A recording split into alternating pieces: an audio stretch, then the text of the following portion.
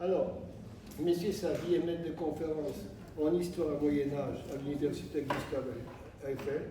Il est auteur notamment des Princes et des Juifs dans l'Italie des Renaissances, avec Mme Lisa Lapney. Donc, une brève histoire des croyances préjugées antisémites. Il avait dirigé en 1920 Histoire des Juifs, un voyage de 80 dates de l'Antiquité à nos jours. Donc la conférence présente un argument plaidant en faveur de la présence juive dans la société occidentale et était jugé utile aux sociétés auxquelles participer, où il pouvait être rendu tel. Cette perspective utilitariste diverge des arguments fondés des valeurs telles que la tolérance, la bienveillance, ainsi que des justifications plus contemporaines, en mettant l'accent sur le droit de l'homme et le rejet de la discrimination. Elle ne s'attache pas principalement aux raisons théologiques, à la présence juive, ni à l'utilité culturelle des juifs en tant que détenteurs de savoirs spécifiques. C'est à moi? Non, mais c'est à vous que je demande si ça va. Ah, ça va très bien. Bon, alors vous commencez et vous avez tout votre temps à faire ça. Merci beaucoup, cher C'est moi qui vous remercie. Merci pour cette présentation. Avant de commencer, d'abord, je voudrais vous remercier de votre invitation. J'ai plaisir à être ici. J'ai manqué de présence d'esprit en venant avec une clé USB sur laquelle il y a des images. On va faire sans. On a longtemps fait des conférences sans. On a pris l'habitude. Mais c'est de ma faute, j'y avais des noms. C'est de notre faute, mais on s'est écrit hier, j'aurais dû vous le dire. Bon, elles sont là. Si quelqu'un rêve de nous mettre son ordinateur en service, on peut, mais c'est pas grave. Ça, c'était la première petite chose que je voulais dire. Et la deuxième, c'est que c'est vrai que j'ai, comme on dit, parfois, c'est une expression un peu ridicule, une actualité en ce moment. Et d'ailleurs, Vladimir vient de le rappeler gentiment. C'est que j'ai publié il y a un mois et demi avec Lisa Lapney un livre qui parle d'un thème dont notre ami m'avait plutôt demandé de ne pas parler ce soir avec vous dans le cadre de ce café philo, l'antisémitisme. Je crois que ce n'est pas l'objet premier de vos conférences et je comprends très bien. Et donc j'ai écarté ce thème. Mais puisque madame, je me permets de vous demandiez si je vendais un livre ce soir, alors non, je vais vous présenter un futur livre qui est en fait l'objet précis sur lequel je suis en train de travailler dans le cadre de mes recherches d'historien. Et par ailleurs, j'ai publié un livre que j'ai oublié chez moi parce que je me disais quand même je pourrais leur en montrer un exemplaire à défaut de le leur présenter ce soir, qui est un livre écrit à deux, donc, qui présente le contenu de pensée antisémite. Hein, donc non pas une histoire en 280 pages, ce serait ridicule, des persécutions et des massacres. Il est peu question de la Shoah dans ce livre, mais plutôt un livre qui, en une dizaine de chapitres, évoque les préjugés antisémites dans la longue durée. Voilà, c'est un livre qui est sorti au Seuil, dont je suis très content, mais qui restera assez à l'écart de ma conférence. On n'a pas besoin Ça doit être une déformation professionnelle, mais je crois que je peux parler fort et remplir un amphi, on me l'a souvent dit. Ceux qui n'entendent pas bien, vous pouvez vous approcher. Mais au contraire, je parle trop fort. Alors voilà, le thème que j'ai retenu, d'abord c'est le thème sur lequel je travaille en ce moment, et ensuite c'est un thème qui, en discutant avec mon hôte, a semblé, disons, un peu conforme à cette volonté de complexifier, d'envisager aussi dans un sens pas forcément uniquement positif, et d'ailleurs je vais mettre en avant les ambiguïtés de ce thème, mais en tout cas pas massivement négatif et antisémite, quoi, des interactions entre juifs et chrétiens. Donc c'est de ça que je vais parler, et de façon beaucoup plus précise et spécifique, hein, on vient de le rappeler. Je vais parler de, je lance quand même la montre, même si j'ai tout mon temps, je vais quand même pas prendre toute la nuit. Je vais plus précisément parler d'un thème qui est celui de l'utilité. J'ai rédigé un petit argumentaire qu'on vient de lire et que vous avez peut-être lu avant de vous décider à me faire l'honneur d'être présent ce soir, l'utilité des Juifs. Et donc il s'agira d'une conférence d'histoire, histoire de la pensée politique, avec des penseurs ou des opérateurs politiques qui sont pour beaucoup des chrétiens, parfois des Juifs, et c'est une histoire qui se passe dans l'Occident, entre le Moyen-Âge central, on est au XIIe, XIIIe siècle, disons, et l'époque moderne, sachant qu'à l'université, l'époque moderne, ça se finit avec la Révolution française, donc c'est pas le temps contemporain. Alors, en toute fin de conférence, je ne sais pas, mais de livres, certainement, un livre qui sera peut-être publié dans 2 ans, je me pencherai sur le contemporain, mais voilà, c'est une conférence historique qui sera plutôt sur les 14e, 17e siècle ce soir. Voilà, et l'idée, pour la représenter de façon synthétique, ça épuise pas complètement, j'espère, l'objet de ma conférence, mais je le dis encore une fois, c'est que depuis le Moyen-Âge, et jusqu'à l'époque moderne et au-delà, un argument favorable à la présence des Juifs dans le monde occidental a été développé. C'était l'argument selon lequel celle-ci, pouvaient être utiles à la société et à l'économie dans lesquelles ils étaient actifs. Il faut bien évidemment, et je tiens aussitôt un parti différent de celui que j'ai annoncé, comprendre, si vous voulez on y reviendra en discutant, mais je ne prends pas le temps de préciser comment, que cette présence, on dit qu'elle est utile parce qu'elle est problématique. À nos yeux, qui sont peut-être des yeux de juifs, mais qui sont aussi des yeux de modernes, ça n'est pas le cas. Je pense qu'on sera tous d'accord sur cela. Mais voilà, donc dans l'Occident médiéval, chrétien, la présence juive était globalement tolérée.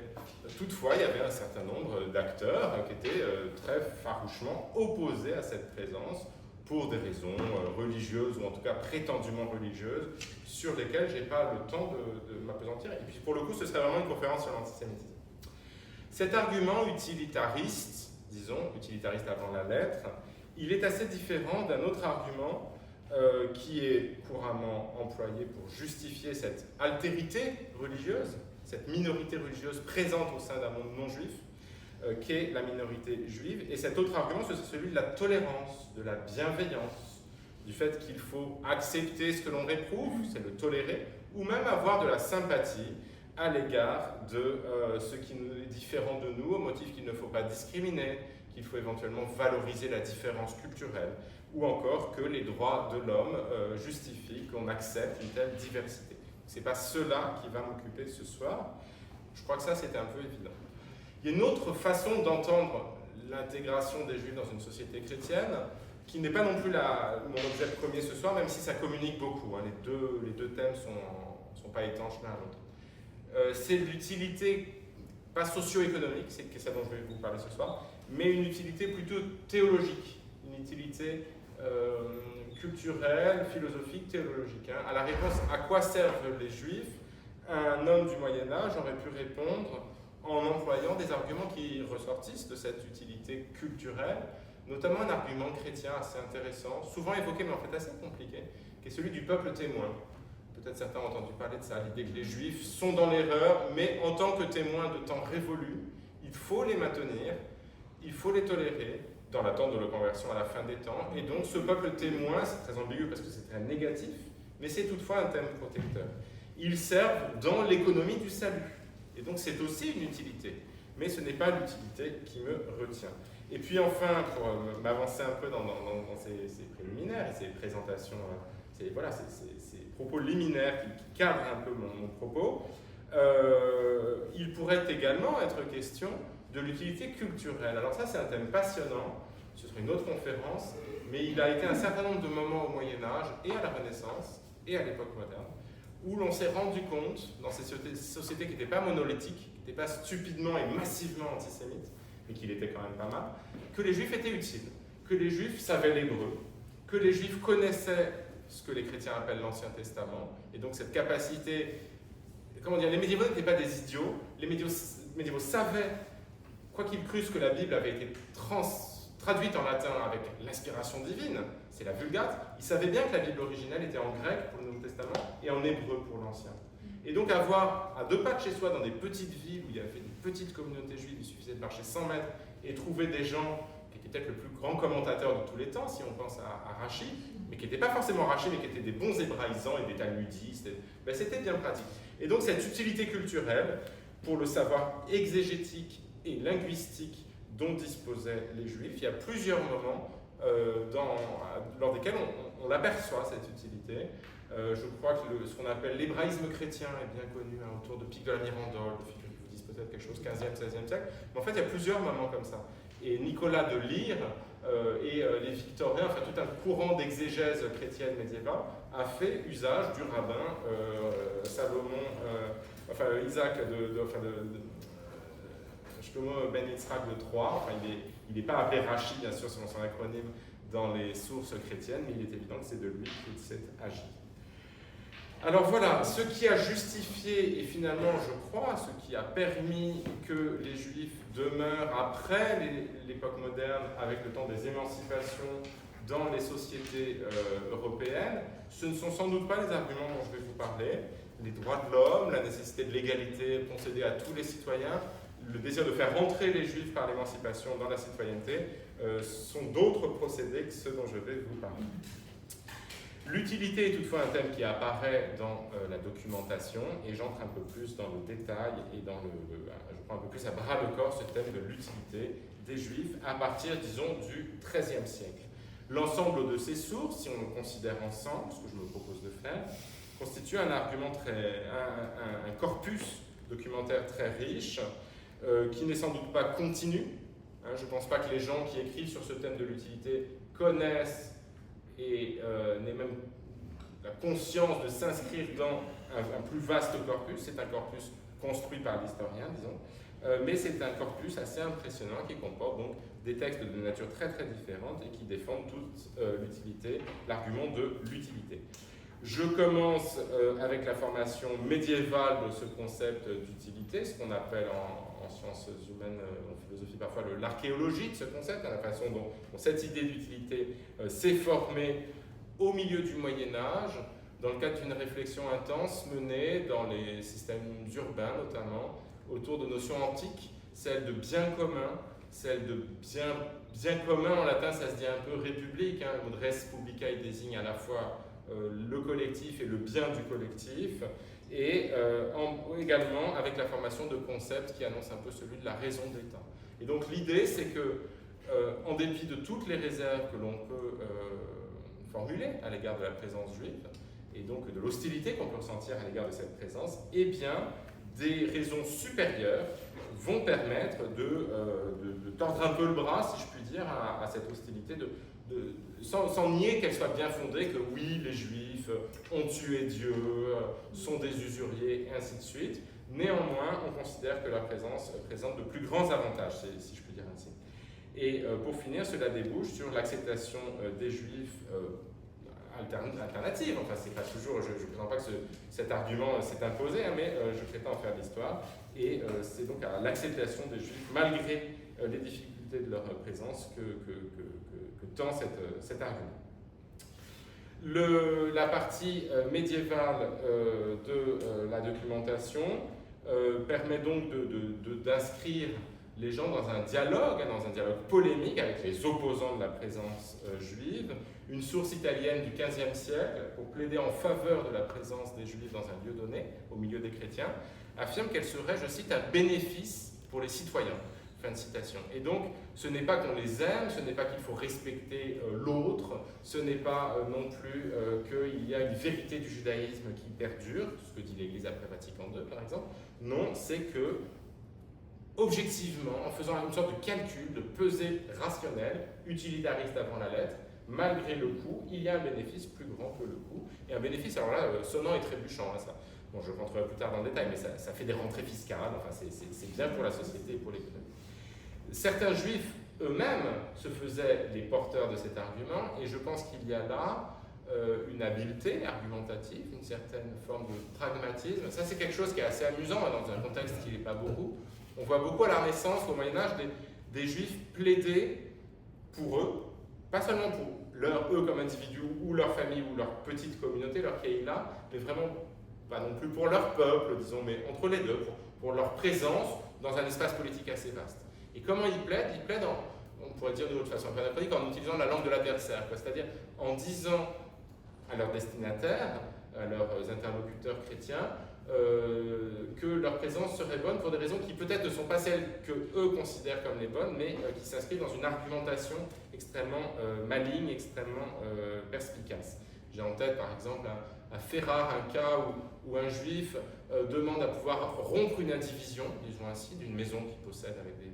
Et l'argument qu'il emploie pour convaincre le duc de lui donner raison, c'est que cette maison se trouve vraiment à proximité d'un couvent et que c'est pas bien que des juifs vivent à côté des chrétiens. Donc il s'appuie sur une discrimination, en fait, sur une mesure, une argumentation discriminante, anti-juive, disons, pour obtenir du duc la rupture de l'indivision. Alors pour revenir à nos moutons, moi je pensais ici à l'argumentation juive en faveur de leur utilité. Ça c'est quelque chose d'extraordinaire, il y a des sources précoces qui témoignent déjà, alors même qu'on a tendance quand même à parler des sources juives médiévales essentiellement religieuses, enfin talmudiques, abstraites, exégétiques, eh bien c'est beaucoup plus compliqué que ça. Et il y a des sources qui témoignent d'une pensée politique, d'une pensée économique. Et je pense à un monsieur dont j'ai publié avec une collègue la lettre dans une traduction française il y a 10 ans, qui s'appelle Meir ben Siméon de Narbonne, lequel écrivait au début du XIIIe siècle une lettre à Louis IX, roi de France. Alors ce monsieur, Louis IX, on l'appelle dans l'historiographie traditionnelle française Saint-Louis, c'était pas un grand ami des Juifs, et voilà, autour du premier tiers du XIIIe siècle, Meir ben Siméon écrit cette lettre. On peut en reparler si vous voulez, c'est un document extraordinaire, donc traduit en français aux éditions de l'Éclat, enfin, c'est un petit livre qu'on a fait exactement il y a 9 ans, en 2017. Et il y écrit que, je cite, « Le monde ne peut subsister sans emprunt », fin de citation.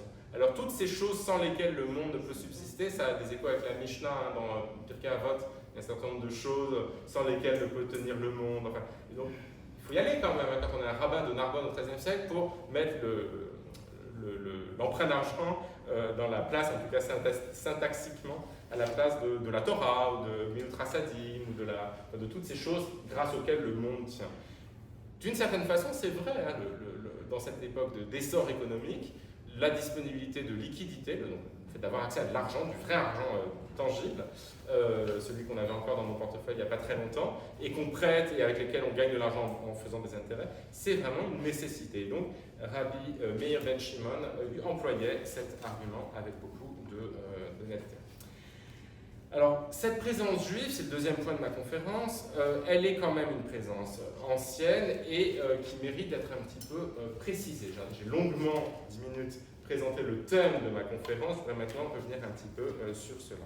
C'est une présence qui est acceptée dans l'Occident médiéval et même de l'Antiquité tardive, et on pourrait rappeler un certain nombre de faits assez simples à propos de cette présence. D'abord, elle est effective. Il y a des Juifs, et je coutume de rappeler à mes étudiantes et étudiants qu'un voyageur qui traversait l'Occident de part en part, donc, ne mettant pas les pieds jusqu'à l'Andalous arabo-musulman, mais voilà, de la frontière de l'Andalousie jusqu'au nord de la Scandinavie, ne rencontrerait aucune diversité religieuse acceptée, excepté les Juifs.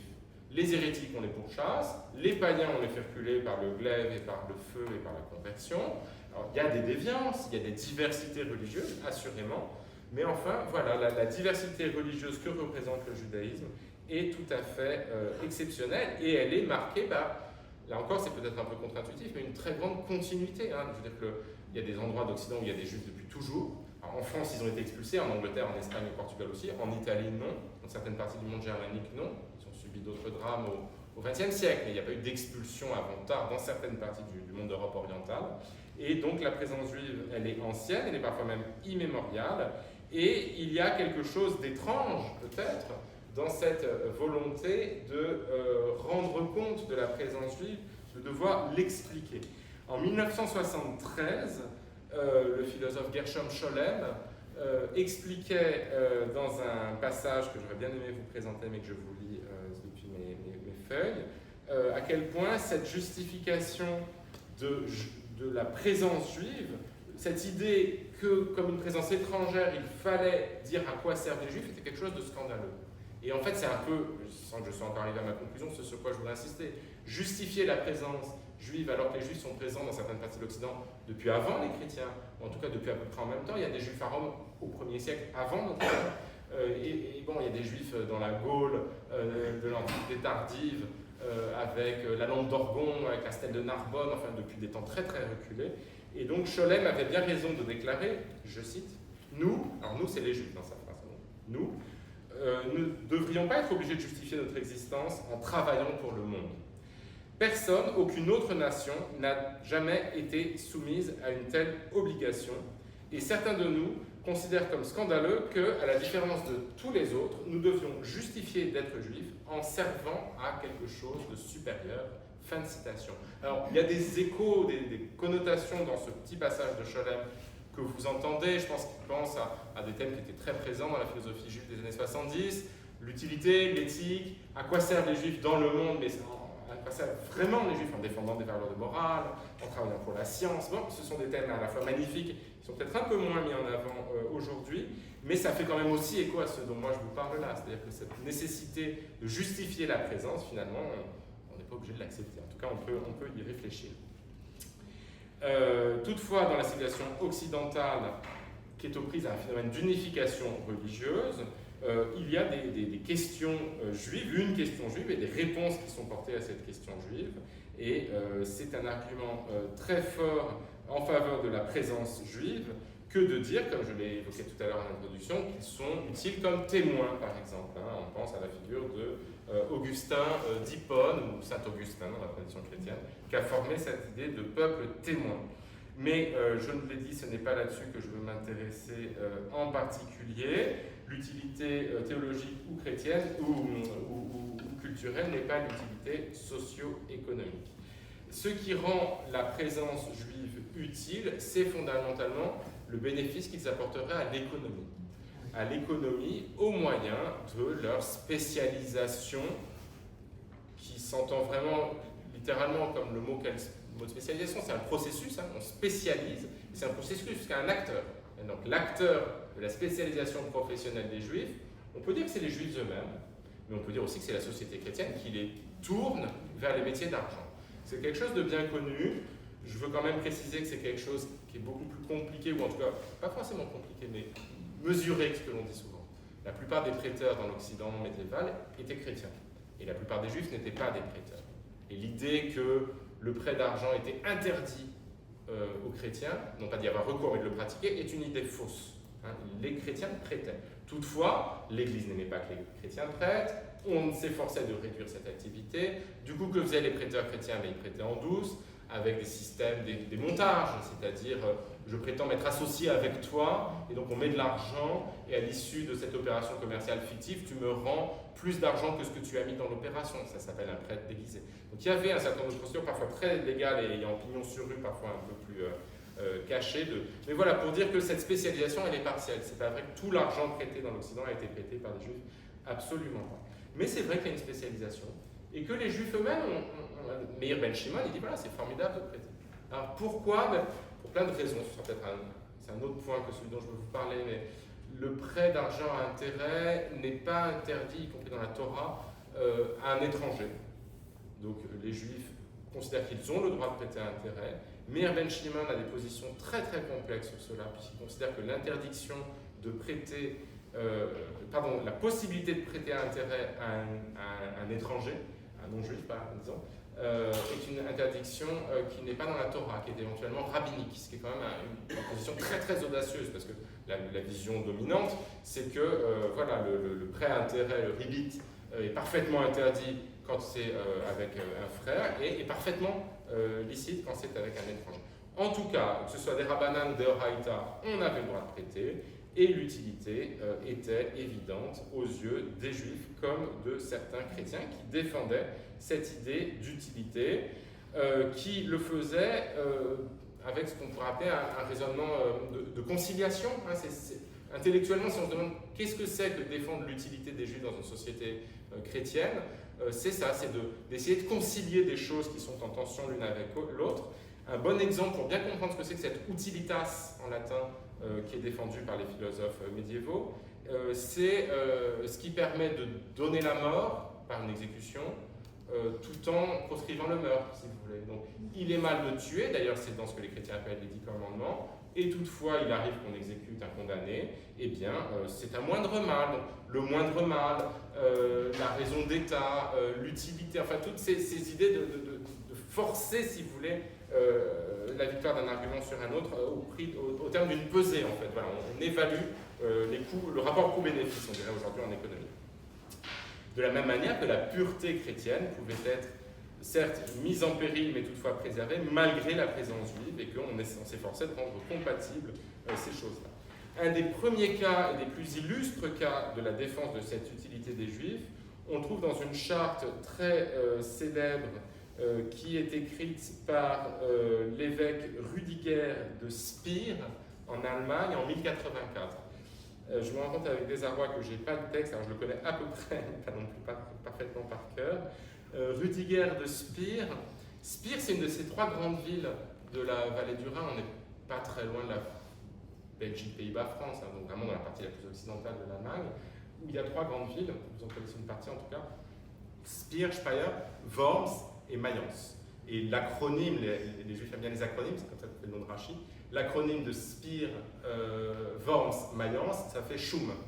Pas évident, mais le Shin de Speyer, le Vav de Worms, et le double Vav, et le même de Mayence. Et Schum, ce sont les 3 grandes villes du judaïsme médiéval. Alors, et Rachi dans tout ça, ben Rachi c'est un peu...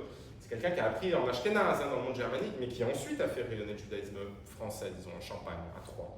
Mais le cœur du judaïsme ashkénaze, jusqu'à la première croisade en tout cas, parce qu'ils ont été sacrément abîmés par la première croisade à la fin du XIe, c'est Schum. Et dans Schum, il y a Spire, et à Spire, il y a Rudiger, qui est un évêque, qui n'est donc pas un juif, et qui écrit moi, Rudiger, surnommé Wozman, évêque de Spire, quand il m'a été donné de transformer ce village en ville. Ça veut dire quoi transformer un village en ville? Ça veut dire le doter de murs, d'un siège épiscopal, de ce qui fait une ville au Moyen-Âge, c'est ça. C'est des murailles et une présence cathédrale. Eh bien, quand il m'a été donné de faire cela, disait-il, écrivait-il en 1084, j'ai décidé de faire venir les Juifs dans cette ville qui accroîtrait l'honneur de cette ville et lui serait 10 fois bénéfique. Quelque chose comme ça, encore une fois, je n'avais pas à voir le texte.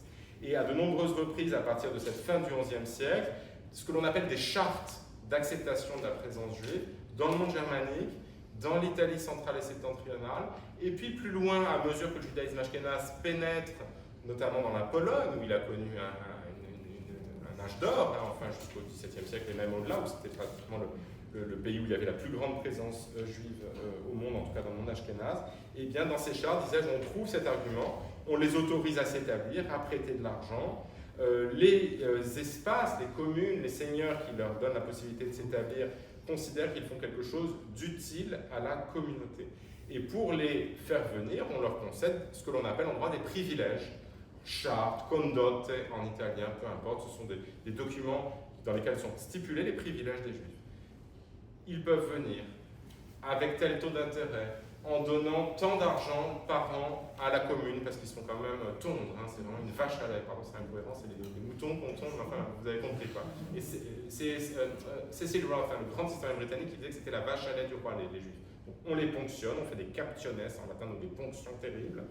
On leur dit aussi qu'on ne va pas les forcer à se baptiser, qu'on ne pourra pas les convoquer au tribunal le Shabbat, qu'ils auront le droit de vendre leur viande, qu'une viande non cachère, ils pourront la vendre au boucher chrétien si tant est qu'elle soit saine, mais si le poumon fait que c'est pas bien et que c'est quand même un animal en bonne santé, on a le droit de le vendre. Bon, bref, un certain nombre de clauses qui dépeignent, qui prévoient un peu les modalités de la présence juive avec beaucoup de précision dans tous ces espaces germaniques, italiens et d'Europe centrale, disons. L'activité de prêt d'argent est bien documentée. J'aurais voulu vous montrer un certain nombre de ces images extraordinaires. Ça, je ne peux pas le faire. Il y a la prédelle de Paolo Uccello, si vous êtes soit un bout de papier, soit dans un coin de votre tête. Bon, c'est un cycle assez connu. La prédelle, c'est une sorte de longue bande dessinée rectangulaire qui est sous un tableau d'autel. Ce sont des petites scènes juxtaposées qui finissent horriblement avec le méchant juif qui est brûlé, etc. Mais la toute première prédelle, elle nous montre une banque juive. Et donc, il y a un type qui est derrière son comptoir, comme ça, ceux qui sont debout. Et il y a une dame qui lui donne une hostie consacrée. Alors, intelligemment, le peintre a mis au fond un livre noir, je crois. On voit bien l'hostie, hein, puisque le spectateur est là, disons. Et donc, voilà, elle lui remet cette hostie consacrée, c'est-à-dire le corps du Christ. Et en échange, le prêteur lui remet de l'argent qu'il lui prête. Et la suite de l'histoire est affreuse, mais cette image est assez représentative de ce que c'est qu'un banco juif dans l'Italie renaissante. Il y a d'autres images, j'en avais une où on voit, c'est à la British Library, les gages qui pendent derrière, puisqu'on prête sur gage. Alors un gage, c'est un objet qui a plus de valeur que la somme que vous empruntez, bien sûr. Sinon, je prends l'argent et je pars encore. Donc je prête, alors c'est pas une montre en or, mais c'est pas non plus un objet de culte. Je peux pas prêter à un juif, il faut pas charrier, même si ça se fait, mais c'est pas bien de le faire. Un calice en argent massif, mais je prête des objets précieux, des bijoux, des soieries, etc. Et donc, il y a une sorte de barre, un peu comme dans certaines cuisines, les gens suspendent leur louche, là, et sur cette barre, derrière le prêteur, qui n'est pas spécialement caricaturé, avec un nez vraisemblable et tout, et bien on voit, c'est à Gênes, les gages qui sont pris. Les premières immunités concédées dans la ville de Ferrare au XIIIe siècle sont un bon exemple de cette politique de développement de privilèges juifs, avec, sous la plume des marquis de Ferrare. Ferrare est une très belle ville que vous connaissez peut-être par la fin de l'histoire, le Jardin des Finzi Concini, enfin cette immense œuvre littéraire qui renvoie aussi à une présence juive à la fois ancienne, nombreuse, mais il y avait d'autres endroits, Mantoue, Trévise, etc., mais assez heureuse, jusqu'au Loir racial, au fascisme. C'est vrai que la vie juive à Ferrare a été protégée. Les Est sont de chic type, ils n'ont pas persécuté. Ils ont un peu flanché à un moment, fin 15e siècle, avec l'arrivée des séfarades, mais enfin, en gros, ça a été vraiment une ville accueillante.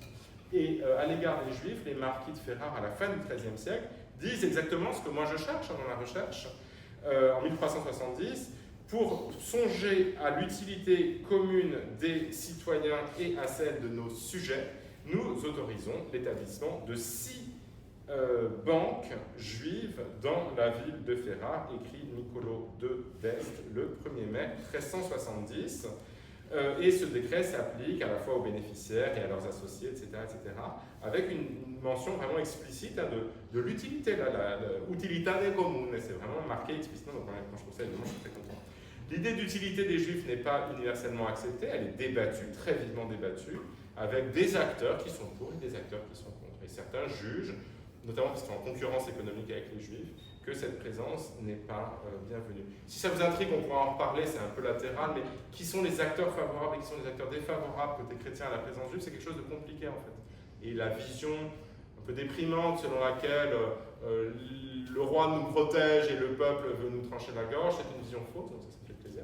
En tout cas, c'est une vision simpliste. Donc il y a des alliances horizontales, il y a des complexités, il y a toutes sortes de gens qui sont tout à fait contents d'avoir accès aux prêts juifs, et puis il y en a plein d'autres qui voudraient que le prêt juif fiche le. Ce degré de conscience, moi j'emprunte beaucoup de cas à l'histoire italienne que j'étudie, mais n'est pas propre à l'Italie, on le trouve dans d'autres exemples, dans très nombreux exemples. C'est vraiment quelque chose, si on le met en série, on arrive à quelques dizaines ou quelques vingtaines d'exemples documentaires, avec des phrasés qui ne me semblent pas être repris textuellement. Je ne crois pas qu'il y ait de transmission d'éléments textuels, mais qui quand même sont très très proches. Et pourquoi? Parce que la matrice de ce thème de l'utilité, c'est ce thème antique de ce que c'est que l'utilitas, le bien commun. Et donc, assez naturellement, les gens qui ne sont pas des philosophes, qui sont des fonctionnaires, et qui rédigent dans les chancelleries princières ou républicaines de l'Italie des actes pour justifier, pour établir une présence juive, ils ont sous leur plume ces mots qui viennent. Donc, propter, bene, bonum commune, per il bene publico, per l'utilitate publica, etc., etc. Ce sont des syntagmes, des mots qui reviennent de façon assez naturelle. Même si on sait très bien qu'il n'y a rien de naturel ici.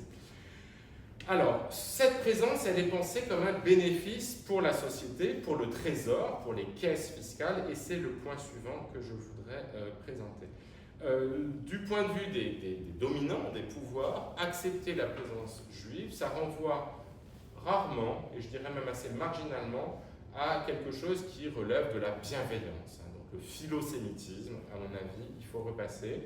Parfois oui, très ponctuellement, je vous en parlerai si j'ai le temps, mais massivement, c'est l'idée d'une opportunité pour leurs caisses, pour les caisses de l'État. Et je reprends l'image de... Alors Roth, il parle de l'Angleterre où il y a un roi, donc il n'y a pas de roi en Italie ou en Allemagne. Il y a un empereur, mais c'est autre chose. Mais voilà, il dit la vache à lait des rois. En 1453, le duc de Milan écrit une lettre que je trouve extraordinaire, que j'aime bien citer. Elle est écrite en vulgaire, c'est-à-dire en italien. Je vais vous la citer en français. Elle, je l'ai, Dieu merci. Ce monsieur qui s'appelle Sforza écrit une lettre véhémente, enfin il est fâché, avec 3 de ses officiers, c'est-à-dire en fait de ses fonctionnaires, qui sont dans la ville de Lodi. Bon, la situation concrète, peu importe. Enfin, ça importe un peu, mais voilà, où est Lodi? Voilà, c'est le cas, je vous montrerai où Lodi, mais peu importe. C'est dans l'Italie du Nord et c'est dans le dominio du duc de Milan. Et ces braves gens ont cru bien faire en refusant une banque juive. Une banque, c'est vraiment ça. Hein. Une banque, c'est un bout de bois, une banque, c'est une échoppe, c'est une table sur laquelle les transactions, voilà, je te donne un gage et tu me donnes des écus. C'est d'abord ça la fonction. Donc il ne faut pas s'imaginer une banque où il y a un sas et un distributeur de billets. C'est vraiment... Et d'ailleurs c'est amusant parce qu'il y a un article d'un historien là-dessus qui dit, le titre de l'article c'est Prêteur juif, banquier chrétien.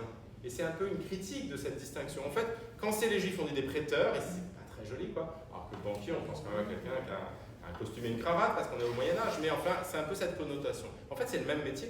Et le banco, bancum, banco en italien, c'est absolument le mot que je rencontre dans les documents pour parler de l'établissement de banquier. Et donc, ces braves gens ont cru bien faire en refusant une banque juive à Lodi, parce qu'il y en a déjà beaucoup. C'est logique, il y en a déjà assez, on va rajouter des juifs, alors qu'il y en a déjà plus qu'assez. Ils savent bien qu'ils ne peuvent pas virer tous les juifs de la ville, ils se feraient vraiment taper sur le doigt très fort par leur maître, c'est-à-dire le duc de Milan. Et la réponse du duc me paraît illuminante, et c'est peut-être voilà, c'est un exemple, un minuscule document, en même temps c'est un peu le cœur de mon exposé. Nous sommes d'une autre opinion. J'aime beaucoup cette façon, un peu en litote, mais quand même, on comprend très bien qu'il est furieux et qu'ils ont intérêt à obéir. Il s'agit du duc de Milan, donc il est quand même très très au-dessus d'eux. Cette façon qu'a le duc, ou plutôt l'homme de la chancellerie qui écrit au nom du duc, de s'adresser à ces trois officiers de Lodi. Nous sommes d'une autre opinion que vous, parce que plus il y a de juifs, mieux c'est et plus c'est avantageux pour les citoyens. Je traduis littéralement, je ne fais pas de style. Hein. Et à cause de chacun, on aura une banque qui sera plus active et cela fera plus d'avantages en termes d'intérêt et de taux d'intérêt pour prêter de l'argent. Et ainsi, le revenu de la ville augmentera et il s'en suivra plus de profits et de bénéfices pour les citoyens s'il y a beaucoup de juifs que s'il y a peu de juifs. Il nous dit quoi ici, le duc? Il nous parle tout simplement, sans les mots, d'offre et de demande. Si j'ai non pas 3 banques, mais 5 banques, pour travailler, qu'est-ce qu'ils vont faire, les juifs? Ils vont baisser le taux d'intérêt. Donc d'une part, il y aura plus de juifs, donc plus de taxes, on va plus tondre, et d'autre part, prélever, disons, et d'autre part, donc ça c'est pour moi, et d'autre part, pour les citoyens, ce sera bénéfique parce que le taux va baisser. Donc c'est une conception, une compréhension très très ferme, très très claire de ce que c'est que l'opportunité économique. La même année, dans des termes assez similaires, le duc exprime son désir d'établir des juifs à Lodi, toujours, où il serait capable de contribuer au bien commun de la ville, et je le cite encore. Nous croyons que le séjour des juifs dans cette ville est bénéfique et avantageux pour la ville et pour les entrées fiscales. Si ce juif vient habiter ici à côté des autres qui sont déjà ici, en échange de celui qui était ici mais qui est devenu chrétien, c'est marrant ça, on remplace. Il y a un juif qui a disparu parce qu'il est devenu chrétien, il s'est converti, ce qui est une bonne chose, mais ce n'est pas l'obsession du duc, il n'y a pas de politique convertisseuse très très agressive. On n'est pas à Rome en 1800, si vous voulez. Eh bien, pour remplacer ce juif qui ne l'est plus, on fait venir un juif qu'il est, et je disais, si ce juif vient vivre ici, pour cela, si ce juif vient vivre ici, pour nous cela sera très agréable, et nous souhaitons qu'il demeure ici, parce que cela ne peut causer qu'avantages et bénéfices universels à la ville. Fin de citation. Donc directement par les contributions et indirectement par l'augmentation de l'activité économique, la présence juive est perçue comme bénéfique. C'est là quelque chose de très fort qui renvoie à cette utilité du prêt juif et de l'activité juive plus en général à tous les niveaux de la société. Il faut savoir une chose, c'est que ce prêt juif, je ne sais pas comment vous l'imaginez, d'abord je vous l'ai dit, il est sur gage, bon, c'est intéressant de savoir comment ça marche, mais il est extraordinairement variable en temps et en montant. Et rien ne serait plus faux que de croire que ce sont d'énormes sommes, que comme dans les pièces de théâtre, le juif prête au roi, au prince. Oui, il y a ça, mais il y a aussi le microcrédit, comme on dit aujourd'hui, à des ouvriers qui se payent leur déjeuner, à des gens qui avancent une petite somme. Donc nous, on emprunte rarement, si on emprunte 10 euros à un copain, mais on n'emprunte pas 10 euros à la banque. On emprunte 1000 ou plutôt 100 000 euros à la banque pour payer une voiture, un appartement. Non, là, ce sont aussi de petites sommes, et ce sont de petites sommes qui rendent service à de petits emprunteurs. Et donc, les ouvriers, les étudiants à Padoue, qui est une grande université, sont très contents qu'il y ait un prêt juif. Ils sont très fâchés quand Venise supprime ce prêt juif, parce que ça leur rend service. Beaucoup de gens ont besoin du prêt. Bon, quand le banco brûle et qu'on perd les livres, les registres, on est content quand même, parce qu'on aime autant ne pas devoir d'argent. Je veux dire, l'annulation des créances juives, qui est un fait d'une grande injustice que pratiquent parfois les princes et les rois, est bienvenue pour les emprunteurs, en tout cas sur le plan économique. Mais tout de même, la disponibilité du prêt à tous les niveaux de la société est une bonne chose et on y a volontiers recours. Il y a aussi une dimension religieuse derrière cette acceptation du prêt auprès des Juifs, de l'emprunt auprès des Juifs. c'est l'idée que, on l'a un tout petit peu dit tout à l'heure, l'usure juive c'est mieux que l'usure chrétienne. C'est-à-dire à choisir, je me dédie par un, on continue de voir plein de prêteurs chrétiens, mais à choisir c'est quand même mieux de faire pécher les juifs, si je puis dire. En 1432, un document évoque l'habitude pécheresse de chrétiens rapaces qui pratiquent une usure cruelle, en 1432 en Italie. Et Meir ben Shimon de Narbonne, dont je vous ai parlé tout à l'heure, avait recours exactement à cet argument de façon assez amusante.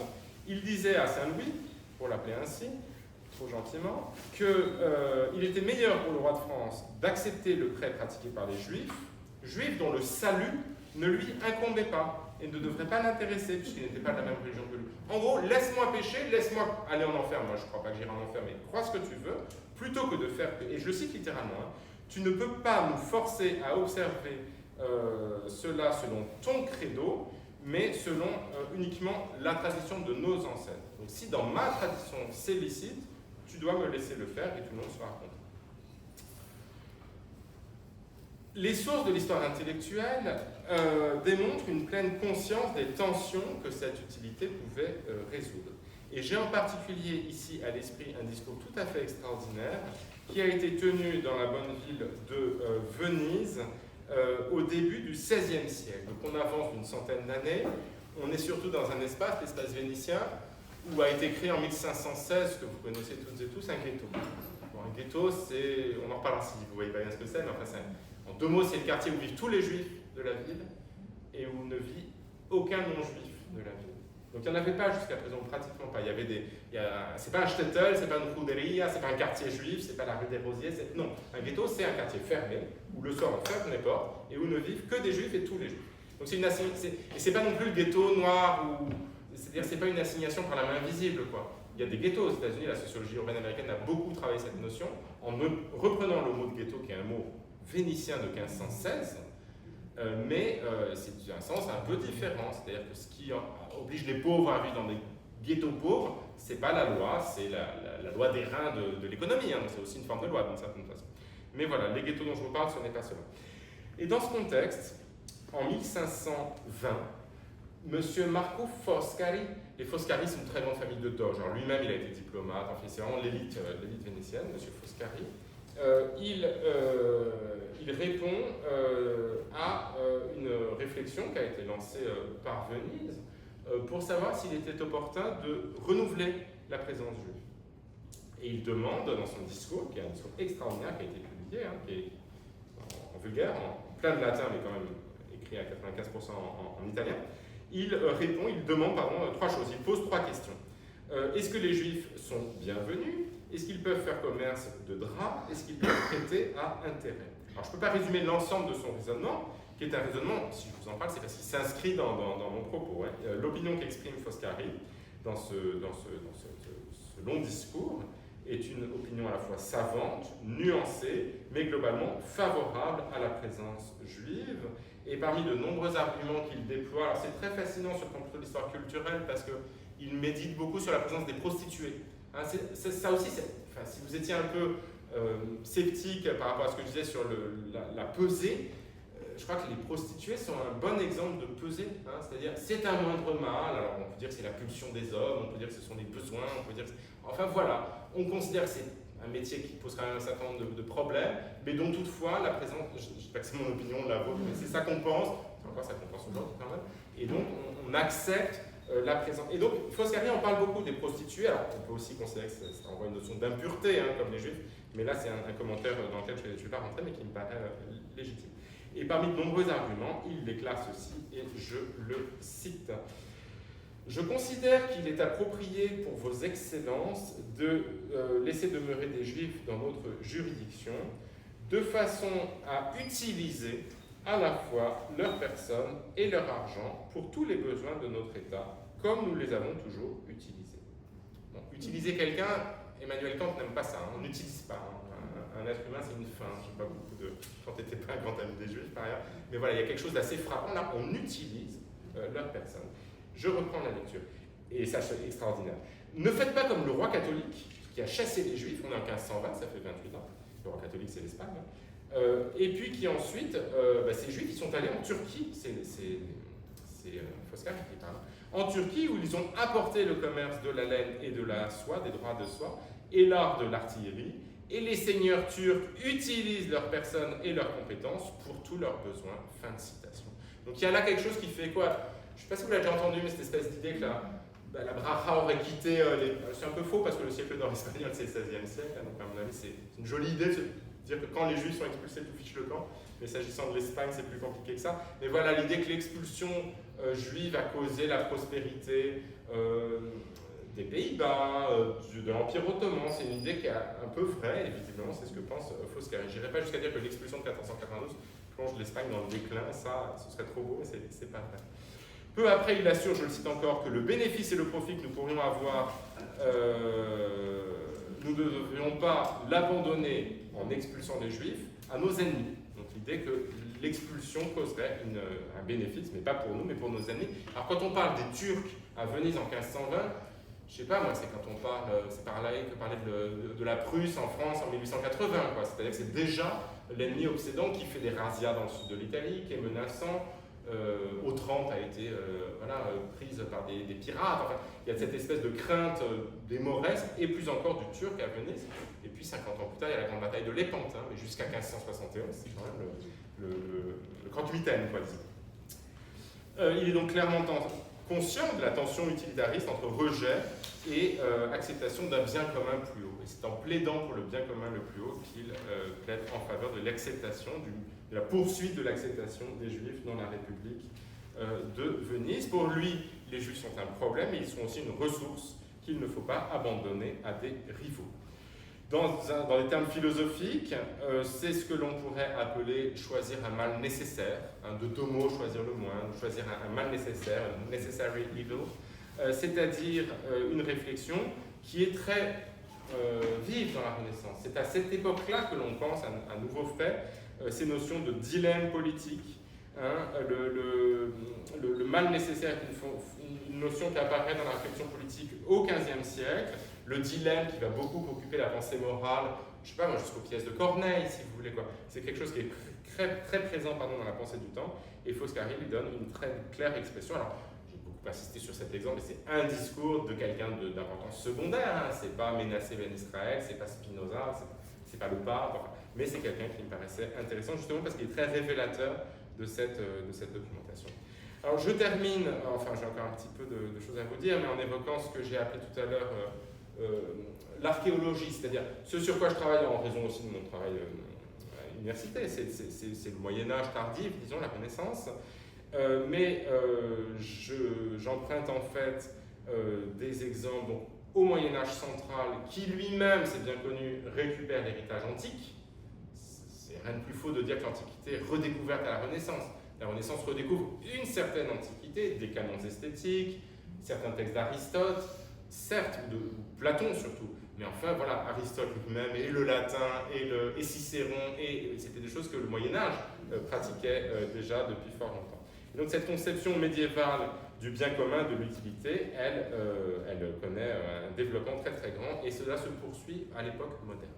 Alors à l'époque moderne, on observe l'apparition de figures intellectuelles nouvelles, qui désormais écrivent, du côté juif, cette fois-ci je suis en train de dire, des textes qui sont plus clairement des textes politiques. Si vous voulez chercher ce que c'est que la pensée juive en matière politique, je ne parle pas de ce que c'est que l'un éternel ou la substance ou la loi divine, mais vraiment de la politique concrète et des rapports avec les non-juifs notamment, au XVe, XVIe siècle, il faut s'accrocher. On trouve des bribes dans de l'exégèse, mais voilà, il n'y a pas de traité politique. Plus tard, ça vient, et je pense par exemple à un texte qui n'est pas très connu en France, mais qui est d'une immense importance, encore lui écrit à Venise par M. Luzzatto, Simone Luzzatto, le discours sur l'état des Juifs et en particulier de ceux demeurant dans l'illustre cité de Venise, 1638. Et puis je pense surtout au texte écrit par un Hollandais qui semble être né à La Rochelle et qui est Ménassé Ben Israël, alors que les historiens du judaïsme séfarade et de la Grande-Bretagne connaissent bien, c'est un personnage important. Il est allé à Londres comme défenseur des Juifs. Peut-être savez-vous que l'Angleterre expulse elle aussi ses Juifs en 1290 et procède à leur readmission 350 ans plus tard, à milieu 17e. Et donc l'un des artisans de la réadmission qui n'a jamais été prononcé en France, comment ça se fait qu'on en émancipe en France en 1791? Autre question, on en parlera si vous voulez, mais il y a quand même des juifs qui ont fait leur émancipation. Ils n'ont jamais été réadmis officiellement comme ils l'ont été en Angleterre. Et en Angleterre, l'un des artisans de cette réadmission, c'est Menasseh Ben Israël, qui est un très très grand auteur, dont les textes sont en hébreu, hein, et qui écrit, ou en anglais, une humble adresse au Seigneur protecteur, les Humble Addresses, qui est une source importante hein, pour ma recherche. Et donc, des penseurs du XVIIe et puis du XVIIIe siècle, et là on s'approche de la fin de mon temps et de la Révolution quand même, hein, formulent, côté juif cette fois-ci, dans une approche apologétique, pour défendre la présence juive au milieu d'un monde non juif, des arguments qui utilisent abondamment la question de l'utilité. Alors, tout ce corpus d'époque plutôt moderne, donc là je suis plus au Moyen-Âge, 16e, 17e, 18e siècle, il présente assez peu de cohérence. Hein. Il y en a qui sont écrits par des juifs, d'autres par des non-juifs, ça vous l'avez compris. Il y en a aussi qui insistent beaucoup pour dire, un peu dans la continuité de ce qu'on disait au Moyen-Âge, une distinction importante que je voudrais vous dire. Les juifs, en fait, ils sont utiles, ils savent bien faire des affaires, ils prêtent de l'argent, ils ont le droit de prêter, ce qui est un peu pécheur sur les bords aux yeux des chrétiens. Donc ils sont utiles, ils le sont, et acceptons-les parce qu'ils sont utiles. Et il y a un discours tout à fait différent qui consiste à dire, les juifs pourraient être utiles. Il serait bon de les rendre utiles. Ils seraient humains, charitables, on ne dit pas inclusif à l'époque, mais c'est l'idée, de les rendre utiles. Et être utile ou être rendu utile, en fait, c'est très très différent. Il y a une approche qui essentialise un peu quand même le talent juif pour manier l'argent. C'est à la fois sympa, ça consiste quand même à dire les juifs sont très très bons pour manier l'argent. Donald Trump a déclaré la même chose il y a quelques années, a dit quelqu'un qui l'a fréquenté, voilà, les juifs, pour compter l'argent, il n'y a rien de mieux que des juifs, a-t-il dit. Des petits mecs qui portent une kippa, fin de citation. Et donc, voilà, ces petits mecs qui portent une kippa sont utiles, et donc il faut les accepter, ou bien, et à partir du XVIIIe siècle, c'est quelque chose qui va toujours prendre plus de place dans la littérature, il faudrait les rendre utiles. Et là, je fais allusion à un certain nombre de thèmes qui se répandent et qui sont peut-être assez bien résumés avec la notion que vous connaissez peut-être de régénération. L'idée ambiguë, parfois très durement critiquée par les juifs, d'aujourd'hui je veux dire, que la mission des Lumières, de l'émancipation, de la Révolution, c'est certes d'accorder l'égalité juridique aux juifs, c'est l'émancipation, mais aussi de les régénérer, de leur apporter une régénération en employant le mot d'un texte parmi les plus fameux qui soit, et qui est le texte de l'essai de l'abbé Grégoire. Hein, cette idée, donc à la fin du XVIIIe siècle, qu'il faut... alors, il y a plein de choses ambiguës dans ces textes. Ce sont des parasites, ils sont dédiés à l'usure, c'est épouvantable, mais ce sont quand même des hommes, des frères en humanité, et le plus beau service qu'on pourrait leur rendre serait de les faire sortir de cet état de parasitisme. Bien sûr que c'est ambigu, bien sûr que ça a un côté antipathique, mais en même temps, c'est quand même doté d'une certaine efficacité, et ça s'inscrit dans un contexte. Et donc, la fin de mon projet de recherche, elle s'inscrit dans ce contexte. Le point d'orgue, en quelque sorte, de ce dont je vous ai surtout raconté l'archéologie au XIVe, XVe, XVIe siècle, c'est vraiment le XVIIIe siècle. Et là, j'ai découvert avec beaucoup d'étonnement que cette notion d'utilité que j'ai étudiée au Moyen-Âge, elle est partout, selon le mot d'un grand historien moderniste qui est mort il n'y a pas longtemps, Daniel Roche. L'utilité est partout. Si vous regardez, alors, dans les grandes villes de province, il y avait des académies. Il y en a encore d'ailleurs. Des académies des lettres, des sciences, des arts, etc., qui organisaient des concours. Des concours, à l'occasion de ce concours, on donnait une somme, on publiait le livre du récipiendaire du prix. Enfin, c'était la vie intellectuelle des provinces dans l'Ancien Régime. Et dans les années qui précèdent 1791, un nombre époustouflant de ces concours comporte dans la question, c'est comme des sujets imposés de livres, quoi. Donc vous voulez participer, écrivez donc un livre, envoyez-le à l'Académie, elle vous lira et peut-être que vous serez l'heureux récipiendaire du prix de l'Académie des sciences de Angers, de Metz, de Lille. Or, le mot d'utilité apparaît partout. Donc, quels sont les moyens de rendre utile une charrue pour travailler la terre? Quels sont les moyens de travailler à l'utilité, y compris sur des plans très, très techniques, donc de tels mécanismes ingénieux pour monter des charges, etc., etc. Et en 1791, c'est même le titre d'un très beau livre de Pierre Birnbaum, hein, qui est un très grand historien qui a travaillé beaucoup sur ces questions. Y a-t-il des moyens de rendre les Juifs plus utiles et plus heureux? Est-il des moyens, pardon, de rendre les Juifs plus utiles et plus heureux? C'est le thème du concours de la question mise au concours par la Société royale des sciences et des arts de Metz en 1785-1787. La compétition est remportée par l'abbé Grégoire, et donc dans cette époque où l'utilité est utilisée partout, eh bien l'abbé Grégoire remporte le concours. Mais il y a d'autres, alors ça a été très bien édité, bon, par Birnbaum et par d'autres avant lui, et assez bien étudié, hein. Et donc il y a d'autres compétiteurs. Il y a un juif originaire de Pologne qui s'établit en France et qui répond. Enfin, il y a un certain nombre de compétiteurs, mais le plus célèbre de tous, c'est l'abbé Grégoire et son essai victorieux sur l'utilité des juifs. Donc c'est frappant. Alors c'est peut-être mon ignorance, mais je connaissais l'abbé Grégoire, si vous voulez, mais c'est vraiment frappant de voir que dans des concours qui m'intéressent moins, hein, sur la forme du soc de la charrue en 1783, eh bien l'utilité est là aussi. Et puis, dernière trouvaille, hein, enfin trouvaille, là encore, on trouve vraiment ça, c'est comme la lettre volée d'Edgar Allan Poe, enfin elle est là et j'y avais pas pensé. L'article 1 de la Déclaration des droits de l'homme, on devrait tous le connaître par cœur, les hommes naissent et demeurent libres et égaux en droit, les distinctions sociales peuvent être fondées seulement sur l'utilité commune. Voilà. Ça, c'est l'article 1. La plupart des commentateurs se concentrent sur le premier membre de la phrase, les hommes naissent et demeurent libres et égaux en droit, mais j'insiste bien sûr sur la deuxième partie, sur l'utilité commune, cette idée d'utilité, de bénéfice, qui n'est pas spécifique au monde français. La modeste proposition de Jonathan Swift en 1729 a pour objectif de rendre les enfants des pauvres utiles au public. Et ça, c'est Swift, c'est en Angleterre, c'est le Swift que vous connaissez, hein, l'immense auteur du début du XVIIIe siècle, qui lui aussi parle d'être beneficial to the public. Je voudrais pour finir mentionner les échos plus tardifs de ce thème, de l'utilitarisme véritable, Bentham, Mill, Carlo Cataneo, qui est un peu oublié mais qu'on a republié il n'y a pas longtemps aux éditions Conférences, et d'autres encore, jusqu'à aujourd'hui, hein, dans le discours contemporain. La question de l'utilité, notamment des populations immigrées, est très présente. Elle est présente dans le débat public. Il y a aussi des savants qui réfléchissent à la validité de cette notion. C'est donc un thème qui continue de nous agiter. Alors, à nos yeux, pour conclure, je crois que cet argument de l'utilité, il est problématique, mais je serais heureux d'avoir votre sentiment. Peut-être d'abord parce qu'il prête des compétences, des qualités à un groupe, en vertu de la naissance. C'est peut-être pas véritablement critique, mais c'est quand même, d'une certaine façon, essentialisant, donc un peu raciste, si on peut dire ça de façon très très brutale. C'est sans doute également un argument qui a une certaine efficacité. Et toute la question est de savoir s'il est légitime d'employer un argument un peu gênant parce qu'il est efficace. Et cette question, c'est encore une question du moindre mal.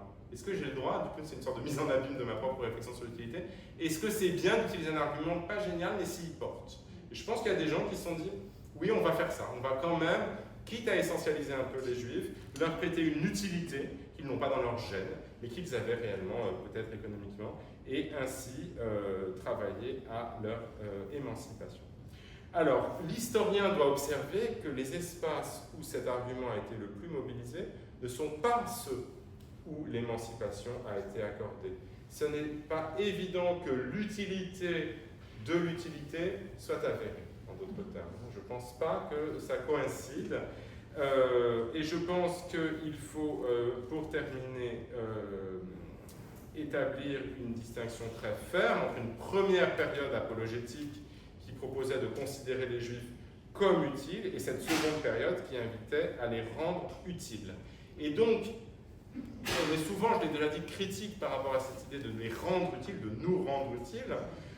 Ça paraît un peu violent de vouloir régénérer les Juifs. Ça paraît bien sûr quelque chose de très très problématique. Mais à contrario, je crois que le premier temps, par son essentialisme, par le caractère un peu immobile des dispositions des Juifs, est problématique également. Et finalement, la façon française, régénérante, a quand même été émancipatrice. Donc, je finis avec des notes patriotiques. La première étape du discours sur l'utilité a ouvert une route qui n'était pas émancipatrice. Elle a proposé une intégration d'anciens régimes, avec des corps distincts, hétérogènes les uns aux autres. Les Juifs font ceci. C'est une société de corps, de communauté, d'universitates. Et donc, c'est vraiment dans un modèle d'ancien régime que s'inscrit le premier temps, sans réflexion sur les droits et l'égalité. Le deuxième temps de l'argument, c'est ce temps qui, à première vue, je pense, enfin je sais pas, nous heurte un peu, nous régénérer, nous imposer, tout comme individu, rien comme nation, enfin toute cette espèce de discours intégrateur mais assez brutal, mais en même temps c'est un temps qui s'est révélé plus émancipateur parce qu'il inscrivait la présence juive voilà, dans un système d'égalité et de droit qui me paraît quand même très largement préférable. Voilà, je m'arrête là, merci beaucoup de votre attention et j'espère qu'on peut discuter.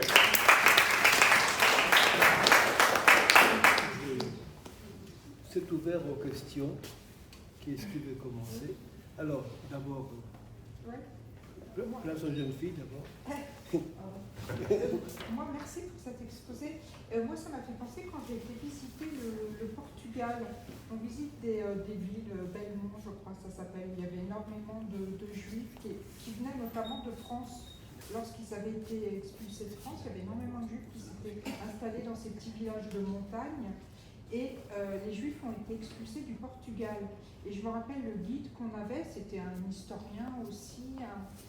Et il nous avait dit exactement ce que vous avez dit, c'est-à-dire que l'économie portugaise avait beaucoup perdu.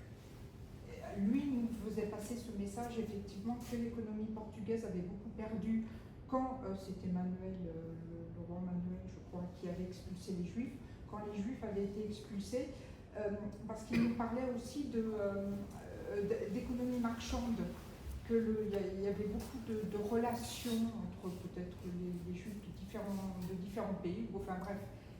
Voilà, donc moi ça m'a fait penser effectivement à ça aussi. Oui, ça s'inscrit tout à fait dans le cadre de ce que j'ai dit. Alors ce que j'ai dit précisément, c'est que ce thème du karma, comme disent les jeunes, hein, que se prendrait le Portugal pour avoir expulsé ses Juifs, il me paraît un peu trop joli. Et je suis un peu perplexe. Alors, il se peut tout à fait que ce monsieur ait eu raison et que localement l'économie se soit trouvée désorganisée, qu'il y ait des gens qui aient plus pu emprunter d'argent, etc. Mais comme le siècle d'or, le siglo d'or espagnol et portugais, alors je ne dis pas que c'est grâce à l'expulsion des Juifs, mais grâce aux conquêtes, à cette ponction de l'or du Nouveau Monde et puis à la mise en place d'un système, y compris l'esclavage, etc. C'est le XVIe siècle. J'ai du mal à croire complètement que l'expulsion des Juifs d'Espagne en 1492 et du Portugal 5 ans plus tard ait causé le déclin. Mais sans doute que ça a beaucoup désorganisé de choses. Les Juifs de la péninsule ibérique étaient incomparablement plus nombreux que partout ailleurs, en tout cas qu'en Italie, qu'en France il n'y en avait plus, qu'en Angleterre il n'y en avait plus, dans le monde germanique ou en Pologne il y avait des communautés, mais c'était des communautés beaucoup moins nombreuses. Donc c'est sûr que c'était un gros choc. Certains sont restés, quitte à judaïser un petit peu, ou pas du tout. Voilà. D'autres sont partis et c'est sûr que ça a désorganisé les choses. Mais encore une fois, voilà, c'est ça, je dirais plutôt ça. Ouais. Mais ça n'a pas causé le déclin. Mais dans des vues un peu idéalistes, il y a des discours laïques de républicains espagnols au 19e ou 20e siècle qui disent que voilà, c'est l'Inquisition, je ne suis pas en train de dire du bien de l'Inquisition, mais c'est l'Inquisition le grand facteur d'arriération espagnole et d'écolage industriel tardif de la péninsule ibérique, et donc, entre autres, tort, elle aurait eu tort de chasser les Juifs. Est-ce que vous ne pensez pas, dans une certaine mesure, qu'on pourrait remplacer le mot utile par le mot exploitable? Parce que quand même, si les Juifs, un certain nombre de Juifs, pas tous, il y avait des pauvres, mais si un certain nombre de Juifs se sont retrouvés dans le commerce de l'argent, c'est aussi parce que plein de professions leur avaient été interdites, à commencer par la profession d'agriculteur, puisqu'ils n'avaient pas le droit de posséder la terre chrétienne. Donc, je dis exploitable, parce que finalement, les plus riches, moralement, vous avez dit qu'il y en avait qui pratiquaient le commerce de l'argent. Officiellement, ils ne le pratiquaient pas, parce qu'ils nous interdisaient. Donc, moralement, ils se retrouvaient clean. Eux, ils ne pêchaient pas, c'était les Juifs qui pêchaient en prêtant de l'argent. En plus, quand ils avaient trop de dettes, ils pouvaient décréter des édits anti-juifs et hop, ils étaient exploités. Donc ça, c'est du côté des plus riches, parce qu'il y a des classes sociales, même au Moyen-Âge, évidemment. Et du côté des plus pauvres, c'est eux qui souffraient le plus du taux d'usurier, parce qu'un riche peut toujours rembourser puisqu'il est riche, alors qu'un pauvre qui emprunte, même pour un petit quelque chose, il est tellement pauvre, surtout au Moyen-Âge, qu'il a vraiment du mal à rembourser, et du coup, il s'en prend aux Juifs. Et c'est pour ça que dans l'histoire, on dit oui, les nobles, entre guillemets, protégeaient les Juifs, et puis les pauvres brûlaient les quartiers incendié les synagogues, etc. Mais c'était aussi les premières victimes du système en étant pauvres. Donc, est-ce qu'on ne pourrait pas remplacer le mot utile, enfin, dans une certaine mesure, remplacer le mot utile par exploitable? Si, je suis d'accord avec vous. Si. Le truc, c'est qu'exploitable, c'est pas un argument mobilisable moralement, même entre chrétiens qui ne pensent pas beaucoup bien des juifs, et a fortiori sous la plume d'un juif. Donc voilà, en termes d'argumentation, de rhétorique, ce qu'on trouve empiriquement d'une part, et ce qui est mobilisable en termes de rhétorique d'autre part, c'est le mot d'utile. Mais si dans utile, vous voulez lire dans beaucoup de cas exploitable, vous avez raison, je suis parfaitement d'accord. Mais on ne peut pas écrire laissez-nous demeurer au milieu d'entre vous car nous sommes exploitables. Et on ne peut pas non plus dire camarades conseillers de Venise, acceptons ces filous de juifs car ils sont exploitables. Parce que c'est trop cynique quand même de dire ça. On prétend quand même agir pour le bien commun dans la moralité de l'Église. Donc il n'y a pas d'acteur qui mobilise ce mot. Mais d'ailleurs, voilà, c'est un mot qui renvoie plutôt à quelque chose de marxiste. Et je suis bien d'accord avec vous pour dire qu'il existe des cas, c'est le début du manifeste. Hein, voilà, il y a un peu de perversité. Oui. Alors après, vraiment j'y insiste, hein, les pauvres, d'abord s'ils n'ont pas les moyens et s'ils n'ont pas un gage supérieur à la somme qu'ils empruntent, ils n'auront pas leur prêt. Hein, je ne vous répète que c'est comme aujourd'hui quand vous voulez emprunter trop d'argent, normalement la banque elle ne vous prête pas, mais un peu quand même. Et ensuite les pauvres ils sont quand même assez contents d'emprunter. Donc là vraiment j'insiste, c'est compliqué. Il y a parfois des pauvres qui sont mécontents. Normalement le prêt ne les étrangle pas, selon la métaphore courante de l'usurier qui étrangle. Bon ça peut arriver quand même, hein. Mais en dernier recours, on abandonne son gage au juif, et le gage devient propriété du juif.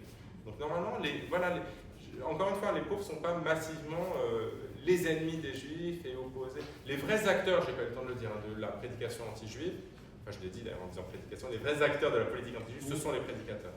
Les frères mendiants, dominicains notamment, qui sont nés dans la lutte contre l'hérésie et qui sont les principaux animateurs des courants inquisitoriaux en Espagne.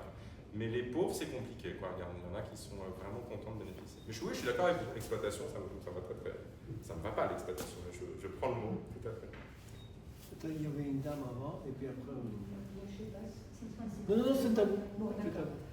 Oui, moi je voulais savoir qu'est-ce que vous entendez par les rendre utiles.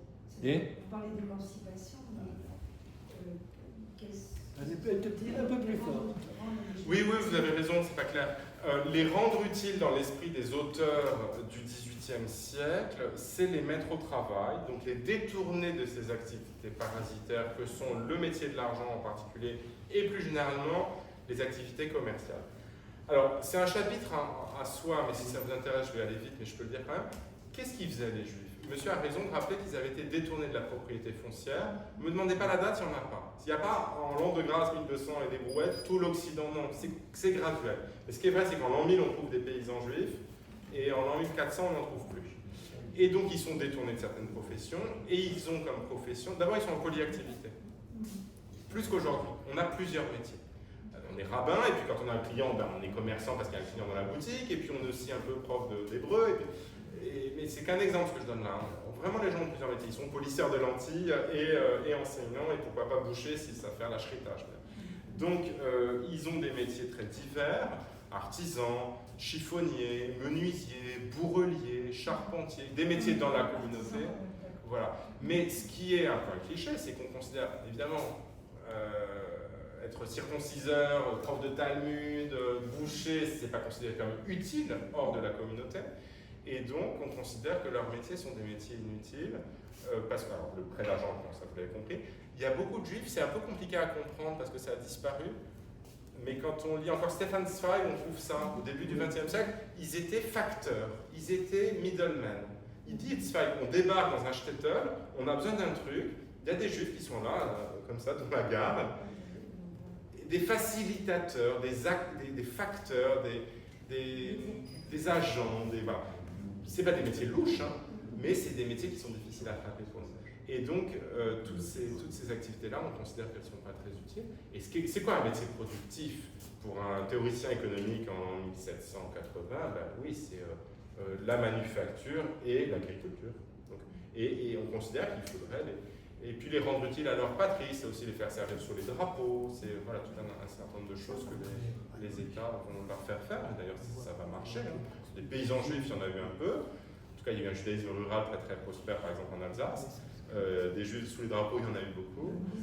L'ancêtre de Marc Bloch était un soldat de l'an 2, hein. Enfin il en était assez fier, Marc Bloch, on panthéonise dans quelques jours. Donc voilà, c'était ça être utile. Et les juifs ont joué, alors là pour le coup, complètement, enfin avec un enthousiasme.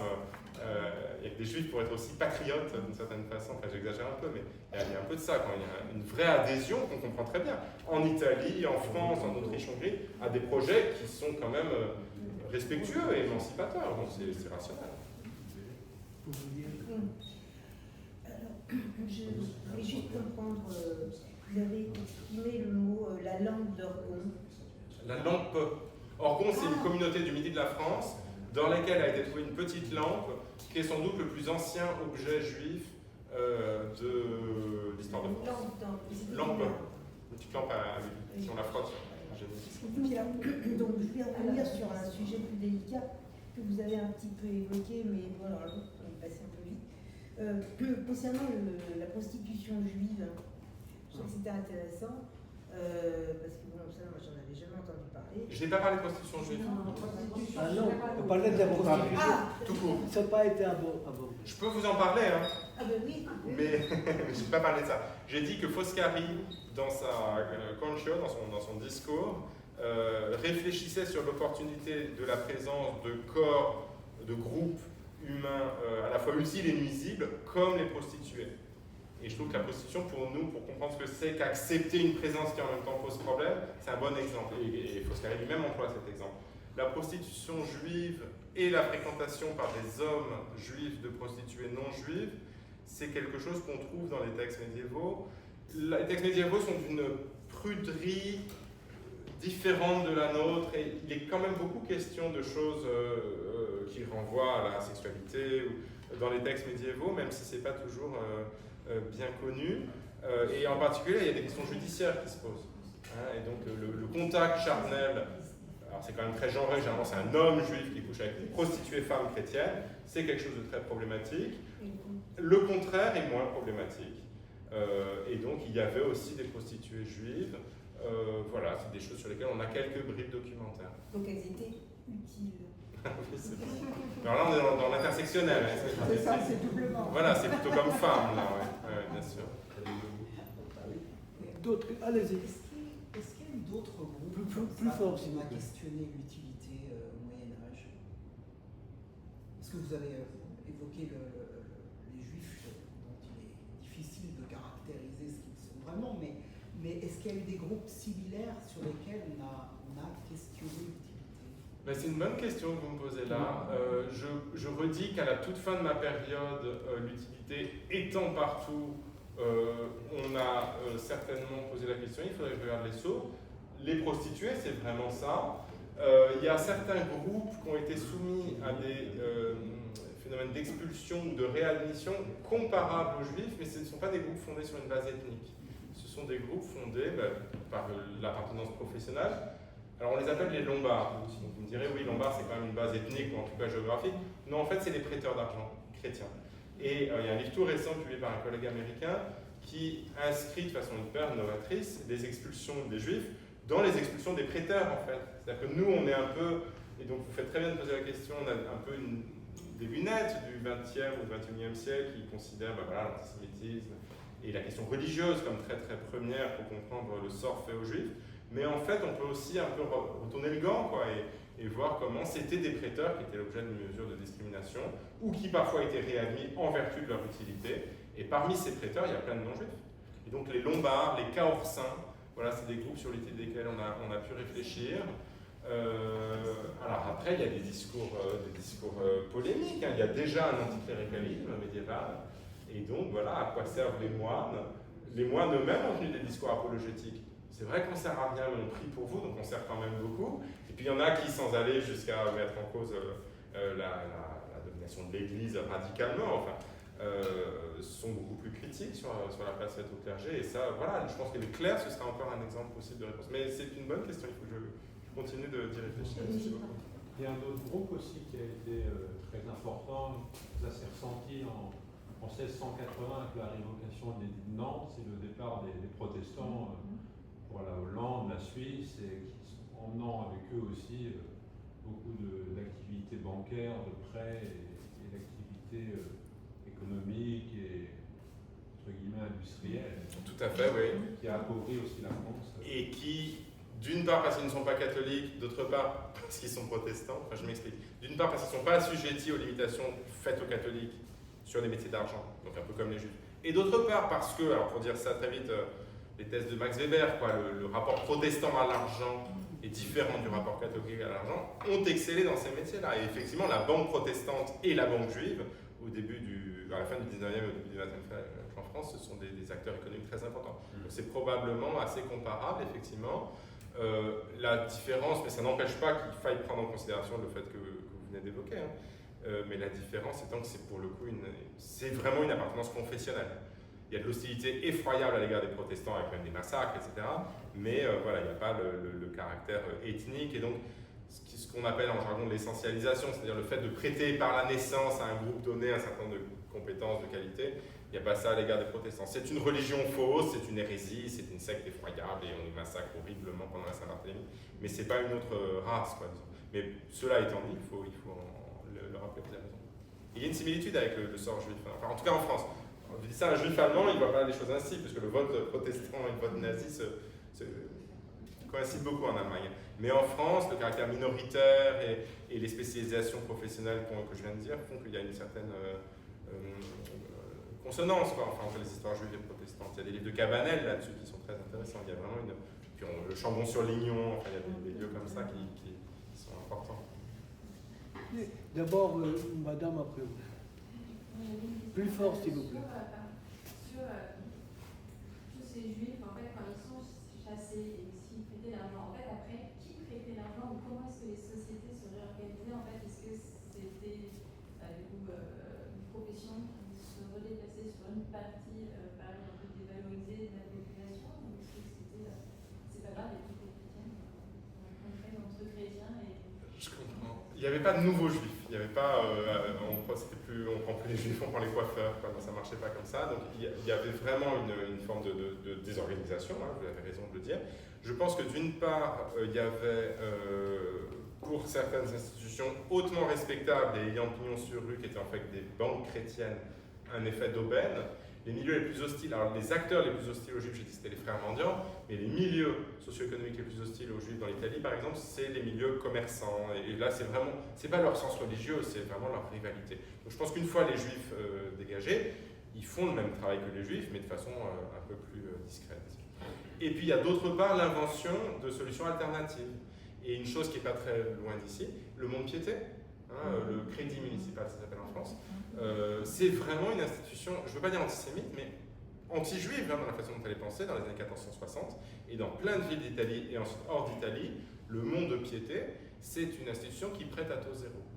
Le problème étant que pour prêter à taux zéro, si vous voulez avoir un local un peu propre, des employés, des gens qui gardent les gages, parce que quand on a des dizaines de Rolex dans le coffre, il faut un gardien, ça coûte cher en fait, donc ça ne marche pas le taux zéro. Mais donc les communes vont subventionner une institution telle que le Mont-de-Piété, Monte di Pietà, Mount of Piety, ça s'appelle comme ça dans toutes les langues, pour pallier la disparition du prêt juif. Et il y a des juifs, il ne faudrait pas le dire parce que ça ne peut être très bonne nouvelle, il y a des juifs qui, avec un copain chrétien, empruntent de l'argent au Mont-de-Piété pour ensuite le prêter avec un taux d'intérêt et qui ensuite rendent le gage pour récupérer. C'est malin, très recommandable, mais c'est astucieux. Je voudrais revenir sur la notion de régénération dont vous avez parlé de la Révolution française. Effectivement, le terme en lui-même est péjoratif.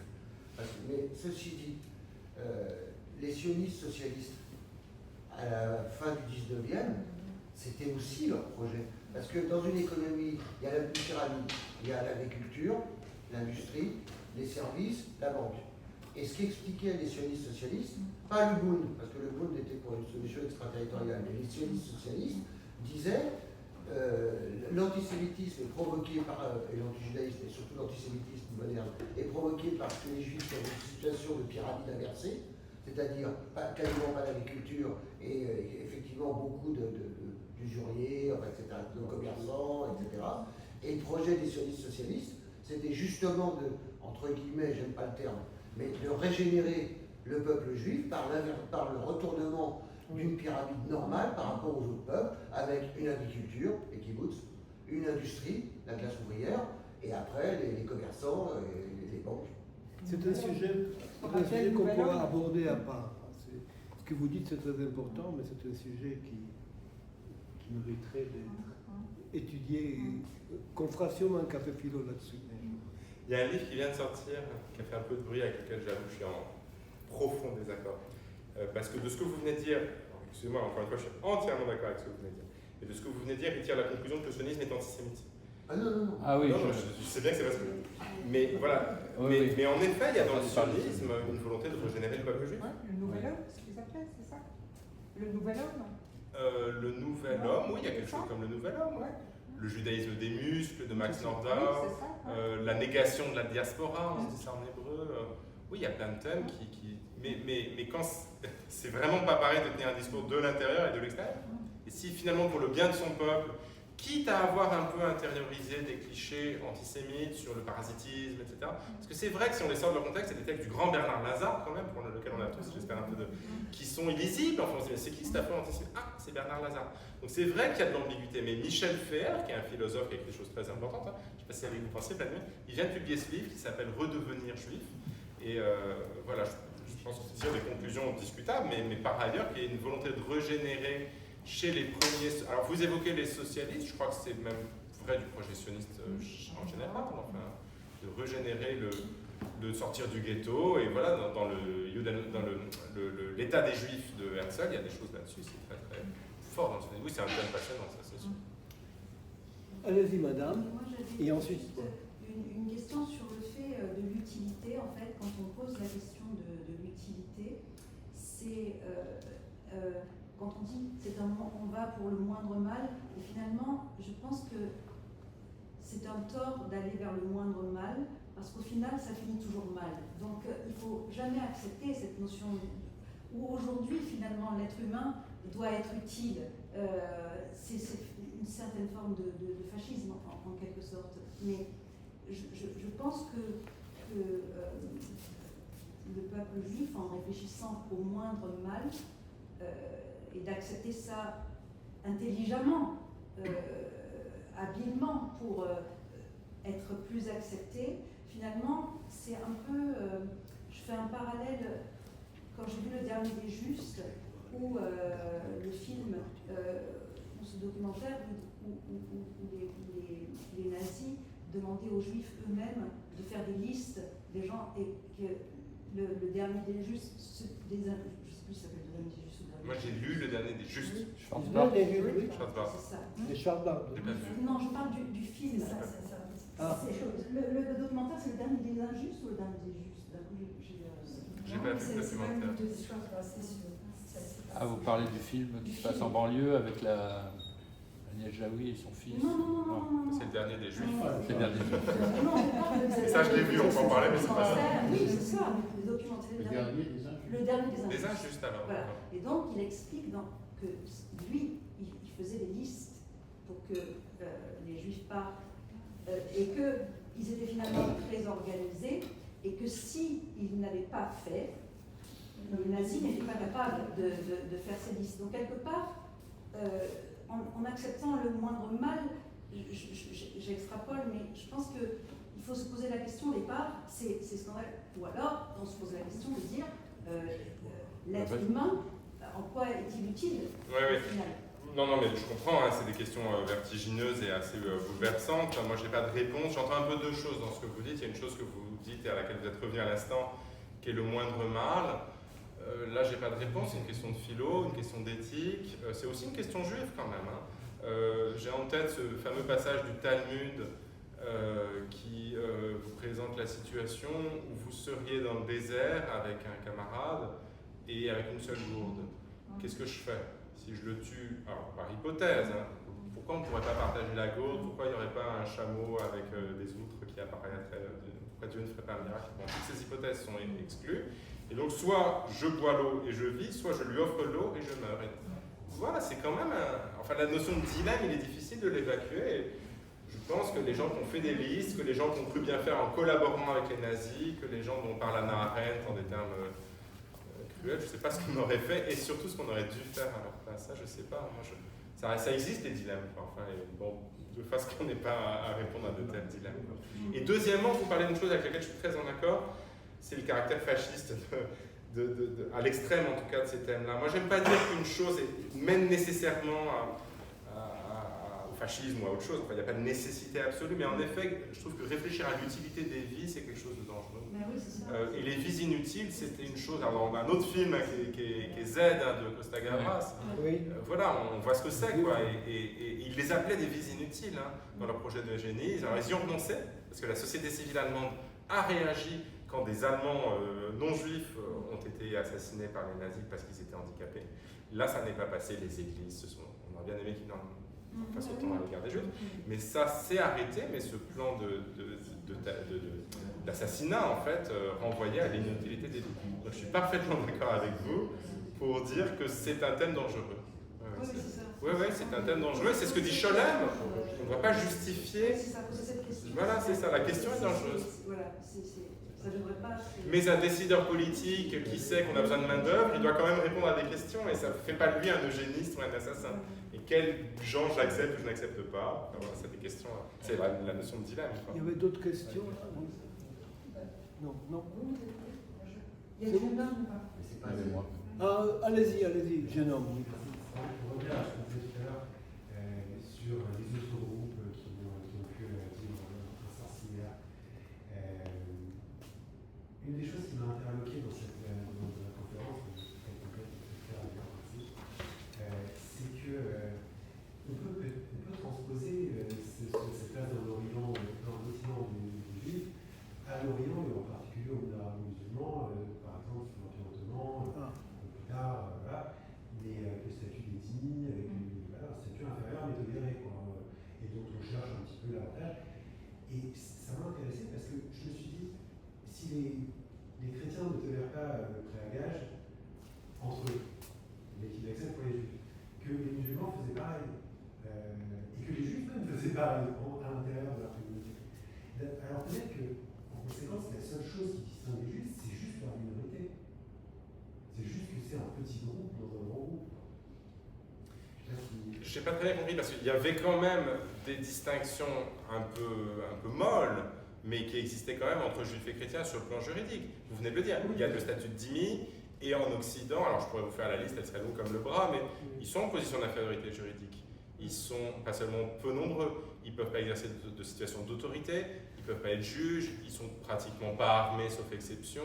Donc au-delà de la discrimination culturelle, l'impureté, patati patata, il y a vraiment une infériorisation juridique. Donc expliquez-moi mieux ce que vous dites. Et même le rapport à la terre. Voilà, tout à fait, oui. Ma question, en fait, c'est de savoir ce qu'il y a de spécifiquement juif là-dedans. Est-ce que c'est pas juste de sorte qui est réservé à une communauté qui est une minorité? Il existe d'autres minorités qui ne font pas l'objet du même travail théorique de justification de la présence, ou même dont la présence ne doit pas être justifiée. Il y a quand même toute une... Alors on peut dire que c'est une construction superstructurelle qui est derrière, mais il y a quand même toute une construction culturelle derrière qui considère qu'il faut justifier leur présence à eux. Les natifs du mois de janvier sont une minorité, on ne s'est jamais attelé à... Vous voyez ce que je veux dire? Il y a une construction culturelle derrière qui fait que c'est une minorité dont la présence doit être justifiée. Je ne suis pas sûr de vous répondre complètement, mais... Il faut qu'on dise qu'il y a d'autres minorités.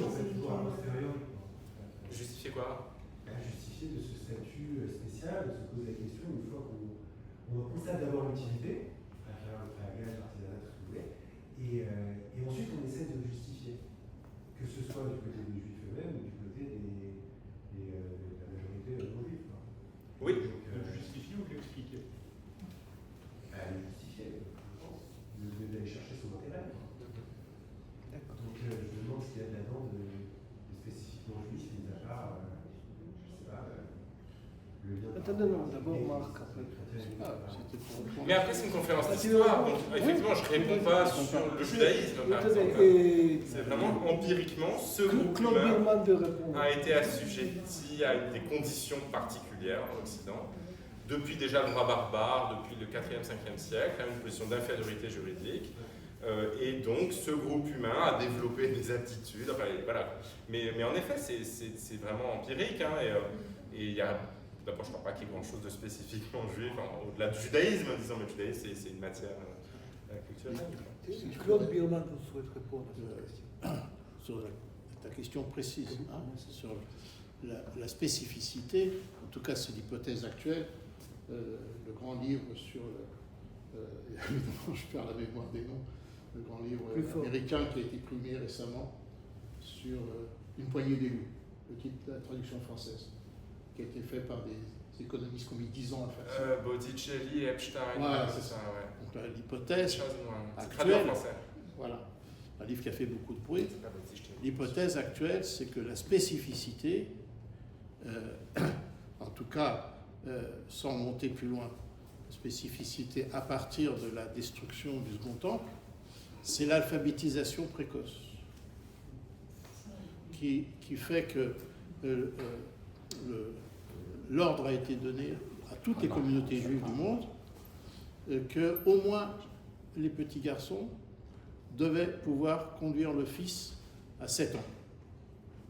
Et ça a entraîné, enfin c'est une hypothèse, c'est un gros livre, c'est 500 pages, ça a entraîné un mouvement d'alphabétisation précoce qui a, selon ces auteurs économistes, qui a prédisposé les Juifs à toutes les activités, comme ils disent, préurbaines, et qui a permis d'abord que, parce que Botticelli et Eckstein. Voilà, très bien, parce que vous avez parlé essentiellement de finances, de prêts d'argent, mais à certains moments vous avez évoqué autre chose.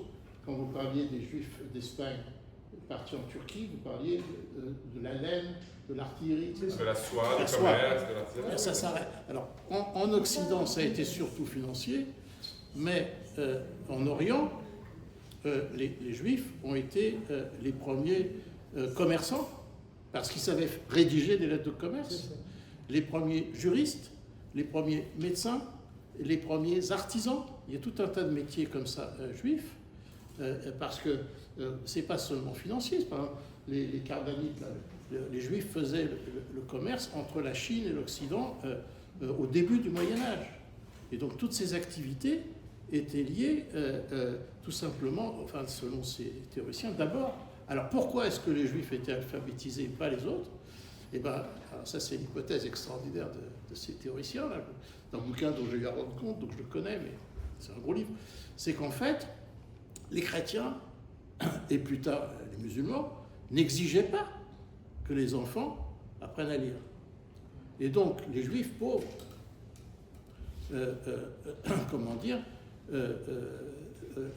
renonçaient à être juifs à cause de ça.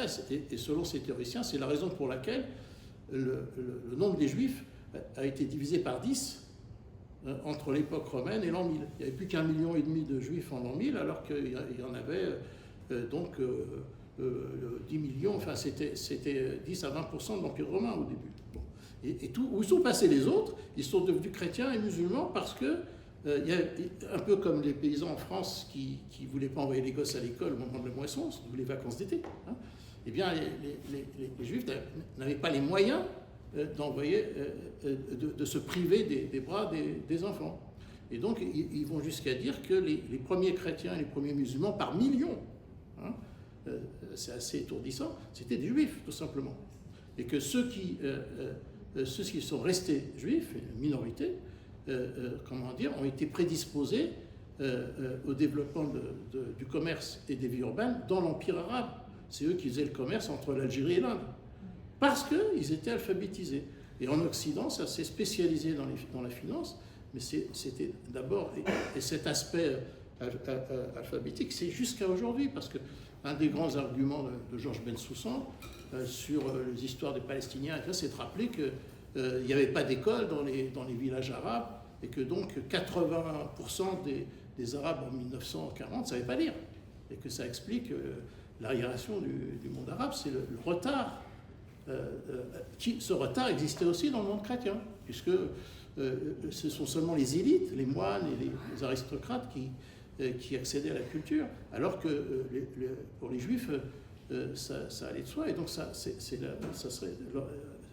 Et l'habitude de lire et d'étudier tout ça qui a des conséquences dans tous les domaines tous les domaines utiles, comme on dit, de l'activité, jusqu'à aujourd'hui, avec la fameuse pétition dont vous avez dû entendre parler d'intellectuels américains antisémites qui ont fait une pétition contre le jury du prix Nobel en l'accusant, hein, alors que c'est en l'accusant de favoriser les juifs, parce qu'ils ont calculé que si on regardait combien les juifs ont obtenu le prix Nobel par rapport à leur position, leur nombre dans le monde, les juifs ont obtenu 950% des prix Nobel.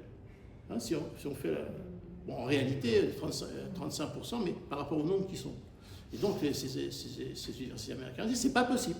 Donc soit les juifs payent le prix Nobel, soit le prix Nobel est biaisé. Il y a eu une vraie pétition. Hein. Or, en réalité, ces compétences artistiques et scientifiques et tout ont leur origine justement dans la place de l'étude, tout simplement, qui est particulière aux juifs depuis des milliers d'années. Voilà pour la spécificité. Voilà. On peut aller trouver quelqu'un qui va amoureux facilement. Je vous remercie pour votre. Oui, alors effectivement, ça contribue. Attendez. C'est Botticini et Eckstein, et ça a été traduit chez Albin Michel, et ça s'appelle La poignée d'élus. Oui. Ou La poignée d'élus, comment l'éducation a façonné l'histoire du peuple juif, un truc comme ça. C'est Voilà. un beau livre.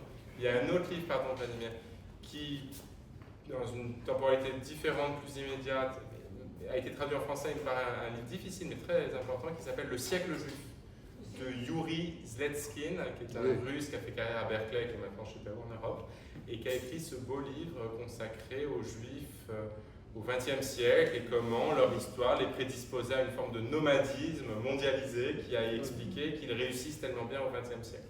Donc, le XXe siècle comme siècle juif, c'est un peu bizarre, parce qu'il s'est passé aussi des choses, mais Zletskin ne l'ignore pas, effroyables dans l'histoire juive du XXe siècle. Mais voilà, pourquoi tellement de prix Nobel, par exemple? Pourquoi cette espèce d'identification des Juifs à ce siècle? Comment il s'appelle? Zletskin, le siècle juif. Oui, c'est très connu. Oui, mais ça, on peut parler longtemps de ce sujet-là. Zletskin, Yuri. Bon, avec le titre. Parce que les Géorgiens m'ont dit, quand j'étais en Géorgie, que s'il n'y avait pas eu les Juifs en Russie, il n'y aurait jamais eu de bombe atomique en Union soviétique. Ça, oui. Voilà ce qu'on a dit. bien ou pas bien? C'est évident. Écoutez, je ne réponds pas à la question. Je dis que ce que m'a dit l'ambassadeur de Géorgie il y a une vingtaine d'années. Est-ce que c'est vrai ou pas vrai? Je n'en sais rien, je n'ai pas vérifié. Alors, voilà. C'est pour vous dire que cette importance que les Juifs corrompent les jurys à Stockholm, c'est déjà entendu ça des dizaines de fois, partout. Oui, c'est pour ça que je le rappelais. Mais des Juifs qui sont contents qu'il y ait beaucoup de Nobel juifs, on en connaît quand même. Ouais. Et des non-juifs aussi. Et des non-juifs aussi. Bon. Ben, il y a 70% de non-juifs qui ont eu le prix Bon, Nobel. écoutez, bon, Donc les non-juifs encore. On va voir si au bout des 15e Café Philo, il y aura un prix Nobel ici. Mais... Moi, j'avais une petite question. Ouais, tu veux... Non, mais je peux, parce que ça fait une demi-heure que j'essaie de poser ma question. C'est pas grave. Ça fait au moins. Vas-y, à toi. On a beaucoup parlé de l'utilité plutôt matérielle. Mais est-ce qu'il n'y avait pas aussi une utilité non matérielle? Vous avez un tout petit peu parlé avec le peuple témoin, dans un espace qui était la chrétienté qui cherche à s'accroître, à s'épandre, etc., et qui a pensé les Juifs comme une utilité dans l'établissement de leur dogme et l'établissement de certaines idées qu'ils cherchaient à faire passer auprès des populations, qui cherchaient à évangéliser. Je ne pense pas que, par exemple, il y a eu quelques communautés juives en Inde, les Béné Israël, mais je ne pense pas que les Indiens, avec l'hindouisme, le bouddhisme, aient eu la même relation avec le judaïsme, avec les juifs, puisque c'était quand même beaucoup plus séparé de leur propre histoire. Alors, dans la chrétienté, il y a cette histoire de Vérus Israël, l'histoire de peuple témoin, etc. Donc, est-ce qu'il n'y a pas aussi une utilité et puis d'après ce que j'ai compris en fréquentant un peu les médiévistes, la grande préoccupation du Moyen-Âge, c'était le salut de l'âme. Donc il y a énormément d'argent qui ont été dépensés par ceux qui en avaient pour être... après ma mort, vous allez dire des prières. Enfin, le salut de l'âme, c'était le grand truc quand même. Donc, c'était une grande préoccupation. Donc le salut de l'âme, les grandes préoccupations de la chrétienté européenne, il y avait cette position, j'en ai besoin, et bon, évidemment le but c'est qu'ils se convertissent et qu'ils admettent que Jésus c'est le Messie, mais en même temps, le fait qu'ils soient témoins, ça nous sert quand même. Donc est-ce qu'il n'y a pas aussi une utilité non matérielle, sous-jacente dans la psyché chrétienne qu'on peut trouver dans plein d'événements, de témoignages, etc. Si, mais en fait, c'est un peu à ça que je pensais. J'ai décidé de consacrer ma conférence à autre chose parce que j'avais un temps limité, parce que ce sont des choses qui ont été bien étudiées mais qui ne sont pas connues de tous, donc vous faites bien de les rappeler. Mais oui, je pensais à ça. Alors, ce qui est très propre au christianisme, et ça c'est quelque chose de très simple et qu'on oublie parfois, c'est que le christianisme entretient avec le judaïsme une relation qui a évolué et qui est officiellement bonne et bienveillante depuis 60 ans, il faut le dire, mais qui, qu'elle soit bonne ou mauvaise, est une relation intense, intime. Jésus est juif, et les chrétiens le savent, presque tous. Et refuser la partie juive de la vérité chrétienne, c'est être un hérétique, un martionnite. Trouver que la Torah, c'est n'importe quoi. Quand vous faites ça, vous êtes un hérétique aux yeux du pape. Donc le rapport au judaïsme, il est essentiel, mais au sens vraiment littéral du mot, il est ontologique, chez les chrétiens, plus que pour les musulmans, pour lesquels les dhimmis de tout poil ont transfiguré le texte, donc c'est pas bien, mais bon, ça reste des peuples du livre, et plus que pour les hindouistes, les bouddhistes, les païens de l'île de Pâques, et j'en passe. Donc c'est sûr qu'il y a quelque chose de très très différent qui se noue dans la relation avec les sociétés chrétiennes, et cette utilité, elle est présente. Il y a un truc qu'on entend assez souvent, c'est cet amour immodéré que porteraient à Israël les sionistes chrétiens, on les appelle parfois. Les évangélistes, tout cela. Bon, ben, c'est un peu ça, c'est un philosémitisme un peu douteux, parce que qu'eux, ils espèrent que... Alors, il faudrait qu'Israël soit très grand et très solide et militairement triomphant pour que tous les Juifs y aillent, pour qu'ils s'y convertissent et que vienne le Christ, c'est la parousie, fin des temps, alléluia. Donc, en dernière analyse, c'est quand même tendu par la conversion. Mais en attendant, ça fait... c'est une question politique que je ne vais pas ouvrir, moi je ne suis pas convaincu que ce soit bienfaisant, mais c'est censé être bienfaisant pour Israël. Mais donc oui, c'est des thèmes très très présents. L'utilité théologique, l'utilité culturelle, connaître l'hébreu, j'en ai un peu parlé, c'est sous-jacent, mais même très explicite. Et alors les Juifs ayant retrouvé leur souveraineté et se retrouvant en position majoritaire avec des minorités, ont-ils eux-mêmes développé cette notion de se questionner sur l'utilité de la présence, mettons les pieds dans le plat, des Arabes israéliens, parce qu'ils ont une certaine utilité aussi, vous voyez, ils ne sont pas des Palestiniens qui ont décidé de partir et de jeter des pierres, ils restent, ils ont le passeport et tout, donc il y a une certaine utilité. Et puis il y a une position de classe qui est quand même, quand on va en Israël, assez visible. On voit bien que les gens qui vident les pouvelles... Oui. Ben oui. Donc, voilà. on te pose une question politique. Donc est-ce qu'on peut observer des mécanismes qu'on a observés, tous ceux que vous avez décrits, qui pourraient se reproduire dans cette société-là? Et est-ce que le monde qui observe ça, qui a peut-être un peu mauvaise conscience de ce qui a été fait dans cette discrimination utilitaire et en même temps rejet, etc., si les Juifs ne se comportent pas mieux qu'eux, ne leur reprocheraient pas aussi? Si, ça c'est sûr, il n'y a pas quelque chose qui se joue là. C'est le double standard. Ouais. Et quand on le leur dit, ils disent oui, mais j'aime tellement le judaïsme que je suis très exigeant avec Israël. Et ça, c'est assez problématique. Non, vous avez raison. Je voulais savoir, quand vous avez dit que vous avez traduit la lettre à Saint-Louis de ce Shibboleth, en quelle langue il écrit? En hébreu. Il l'a jamais ni reçu par la poste, ni lu Saint-Louis. C'est une lettre... en hébreu? Oui. C'est une lettre pour se faire plaisir. Il aurait pu l'écrire en latin? Oui, ou en vulgaire, ou en latin. Non, c'est une fausse lettre. C'est une fausse lettre. Oui. Il aurait mal fini s'il l'avait adressée. Elle est très véhémente. Donc ça a vraiment la forme d'une missive. Il commence en disant voici les choses que j'ai décidé d'écrire au roi, et il lui dit tu te comportes mal, tu ne respectes pas les paroles de tes pères, ce qui est très grave dans la société médiévale, qui est une société de la parole donnée, etc. Si tu causes des malheurs, mais c'est une fausse lettre. Et elle est disponible donc, comme un budget, le grec ou le latin, là c'est l'hébreu, et le français de face à face, aux éditions de l'Éclat. Et la traduction est faite par Judith Kogel. Et voilà, je suis mal placé pour le dire, mais c'est un livre que je trouve utile, Encore deux questions. Mais avant ça, trois. Vous connaissez la blague chez Maurras. la dame qui sert à table. Quelqu'un dit, vous savez, Jésus était juif. Elle répond, il manquait plus que ça.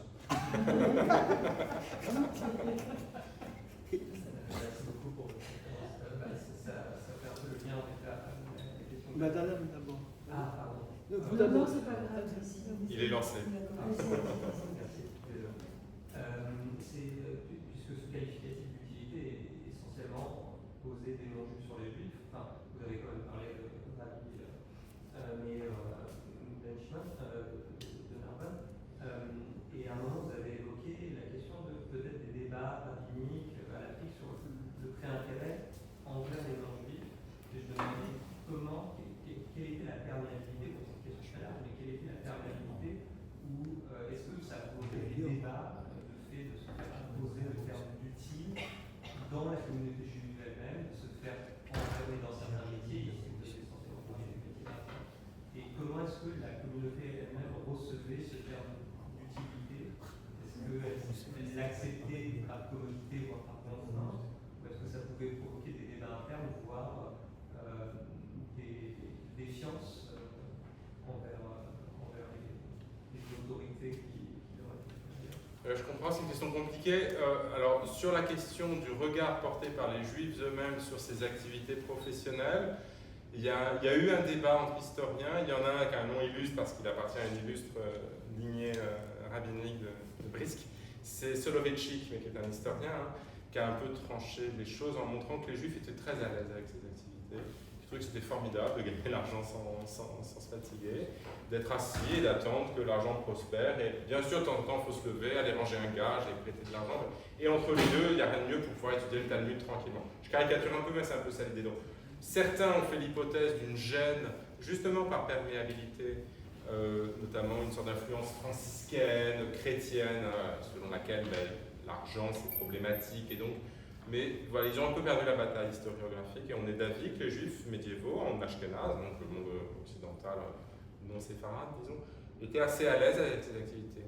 Et donc, ça répond un peu à votre question plus ample, accepter bien la notion d'utilité. C'est d'autant plus clair à partir du XVIIe siècle quand ils écrivent des textes apologétiques et qui disent oui, oui, on est utile, laissez-nous présents parmi vous, nous sommes utiles. Donc moi, j'ai pas ce que nous formulions ensemble, c'est-à-dire notre gêne de moderne à l'égard de l'utilité d'un groupe minoritaire, je n'en ai pas vu la trace. Ils avaient l'air d'être plutôt... Soit ils n'étaient pas conscients de ces débats sur l'utilité, je pense qu'ils étaient assez conscients quand même, et soit quand quelques mois après avoir demandé à être accueillis dans une ville, ils obtenaient la charte escomptée, qui était négociée en fait, c'était pas du haut vers le bas, ils discutaient avec le seigneur, le conseil, on le sait par des aspects textuels que je vais vous dire dans une seconde, et donc ils étaient bien conscients qu'il y avait des gens qui avaient plaidé leur cause, et donc ils acceptaient assez bien cette notion d'utilité. On le sait qu'ils étaient très actifs dans ce processus d'acceptation parce qu'on retrouve des éléments textuels, là c'est de la philologie quoi. On trouve à Nuremberg en 1330, je dis des dates inventées, des bribes de latin qu'on trouve à l'identique 500 km plus bas, 40 ans plus tard. Parce que des enfants de Nuremberg se sont établis en Italie et ils avaient dans leur valise des parchemins. Et donc voilà, il y a des transmissions d'éléments textuels qui montrent qu'ils étaient très partie prenante en fait aux négociations. Et donc on peut même imaginer qu'ils plaidaient leur propre utilité. Donc je ne repère pas de gêne à l'égard de cette utilité. Non. Non. Et moi j'étais restée sur la question de monsieur, s'il y avait une autre population qui avait aussi été obligée de demander, de justifier son utilité pour pouvoir rester dans un endroit. Est-ce que les gitans, par exemple, ont été dans cette même problématique ou est-ce que ça s'est imposé? Je ne sais pas très bien au Moyen-Âge ce que les populations roms ont vécu comme discours d'acceptation et de rejet. Du fait d'une construction culturelle, comme j'ai dit tout à l'heure en discutant avec monsieur, les juifs posent un problème que d'autres groupes ne posent pas. Enfin, pas à mes yeux ni aux vôtres, évidemment, mais aux yeux de la société médiévale. Et donc, on n'est pas amené à devoir justifier la présence. Enfin, voilà, un peuple qui a tué Dieu, il n'y en a pas deux, quoi. Jésus. Oui, enfin, Dieu aux yeux des chrétiens. Oui, Jésus, il est sans doute faux qu'ils l'ont tué, mais c'est encore une autre question. Mais Jésus étant Dieu aux yeux des chrétiens, la passion du Christ, c'est ça le thème du déicide. Donc c'est particulièrement criant avec eux. Mais les populations roms, elles ont aussi fait l'objet de discrimination. Elles sont encore aujourd'hui l'objet de préjugés massifs, plus grands sans doute qu'à l'égard des populations juives en France aujourd'hui. Donc c'est sûr que c'est une question intéressante à creuser. Oui. Il n'y a pas de discours sur leur utilité. Ce sont aussi des populations perçues comme plus marginales. Les Juifs occupent une position étrange. Il y a un grand historien italien qui a parlé de leur marginalité intégratrice. Alors ça paraît comme c'est une formule, un peu une formule, justement. En fait, c'est pas seulement une formule. Hein. C'est-à-dire qu'il dit que d'être aux marges de la société, et notamment d'avoir accès à des professions un peu douteuses, les fait rentrer au cœur du jeu. Ouais. Précisément parce qu'ils peuvent prêter de l'argent au prince, au conseil de la ville, et que c'est eux qu'on va voir quand on a besoin de grosses sommes d'argent pour refaire les murailles de la ville, etc. Donc c'est d'être aux marges qui les met au centre. C'est des marges métaphoriques. Les Roms, ils sont aux marges, pas seulement métaphoriques, mais ils ne vivent pas au cœur de la ville, et donc il n'y a pas la même nécessité de justifier leur formule de Gaulle.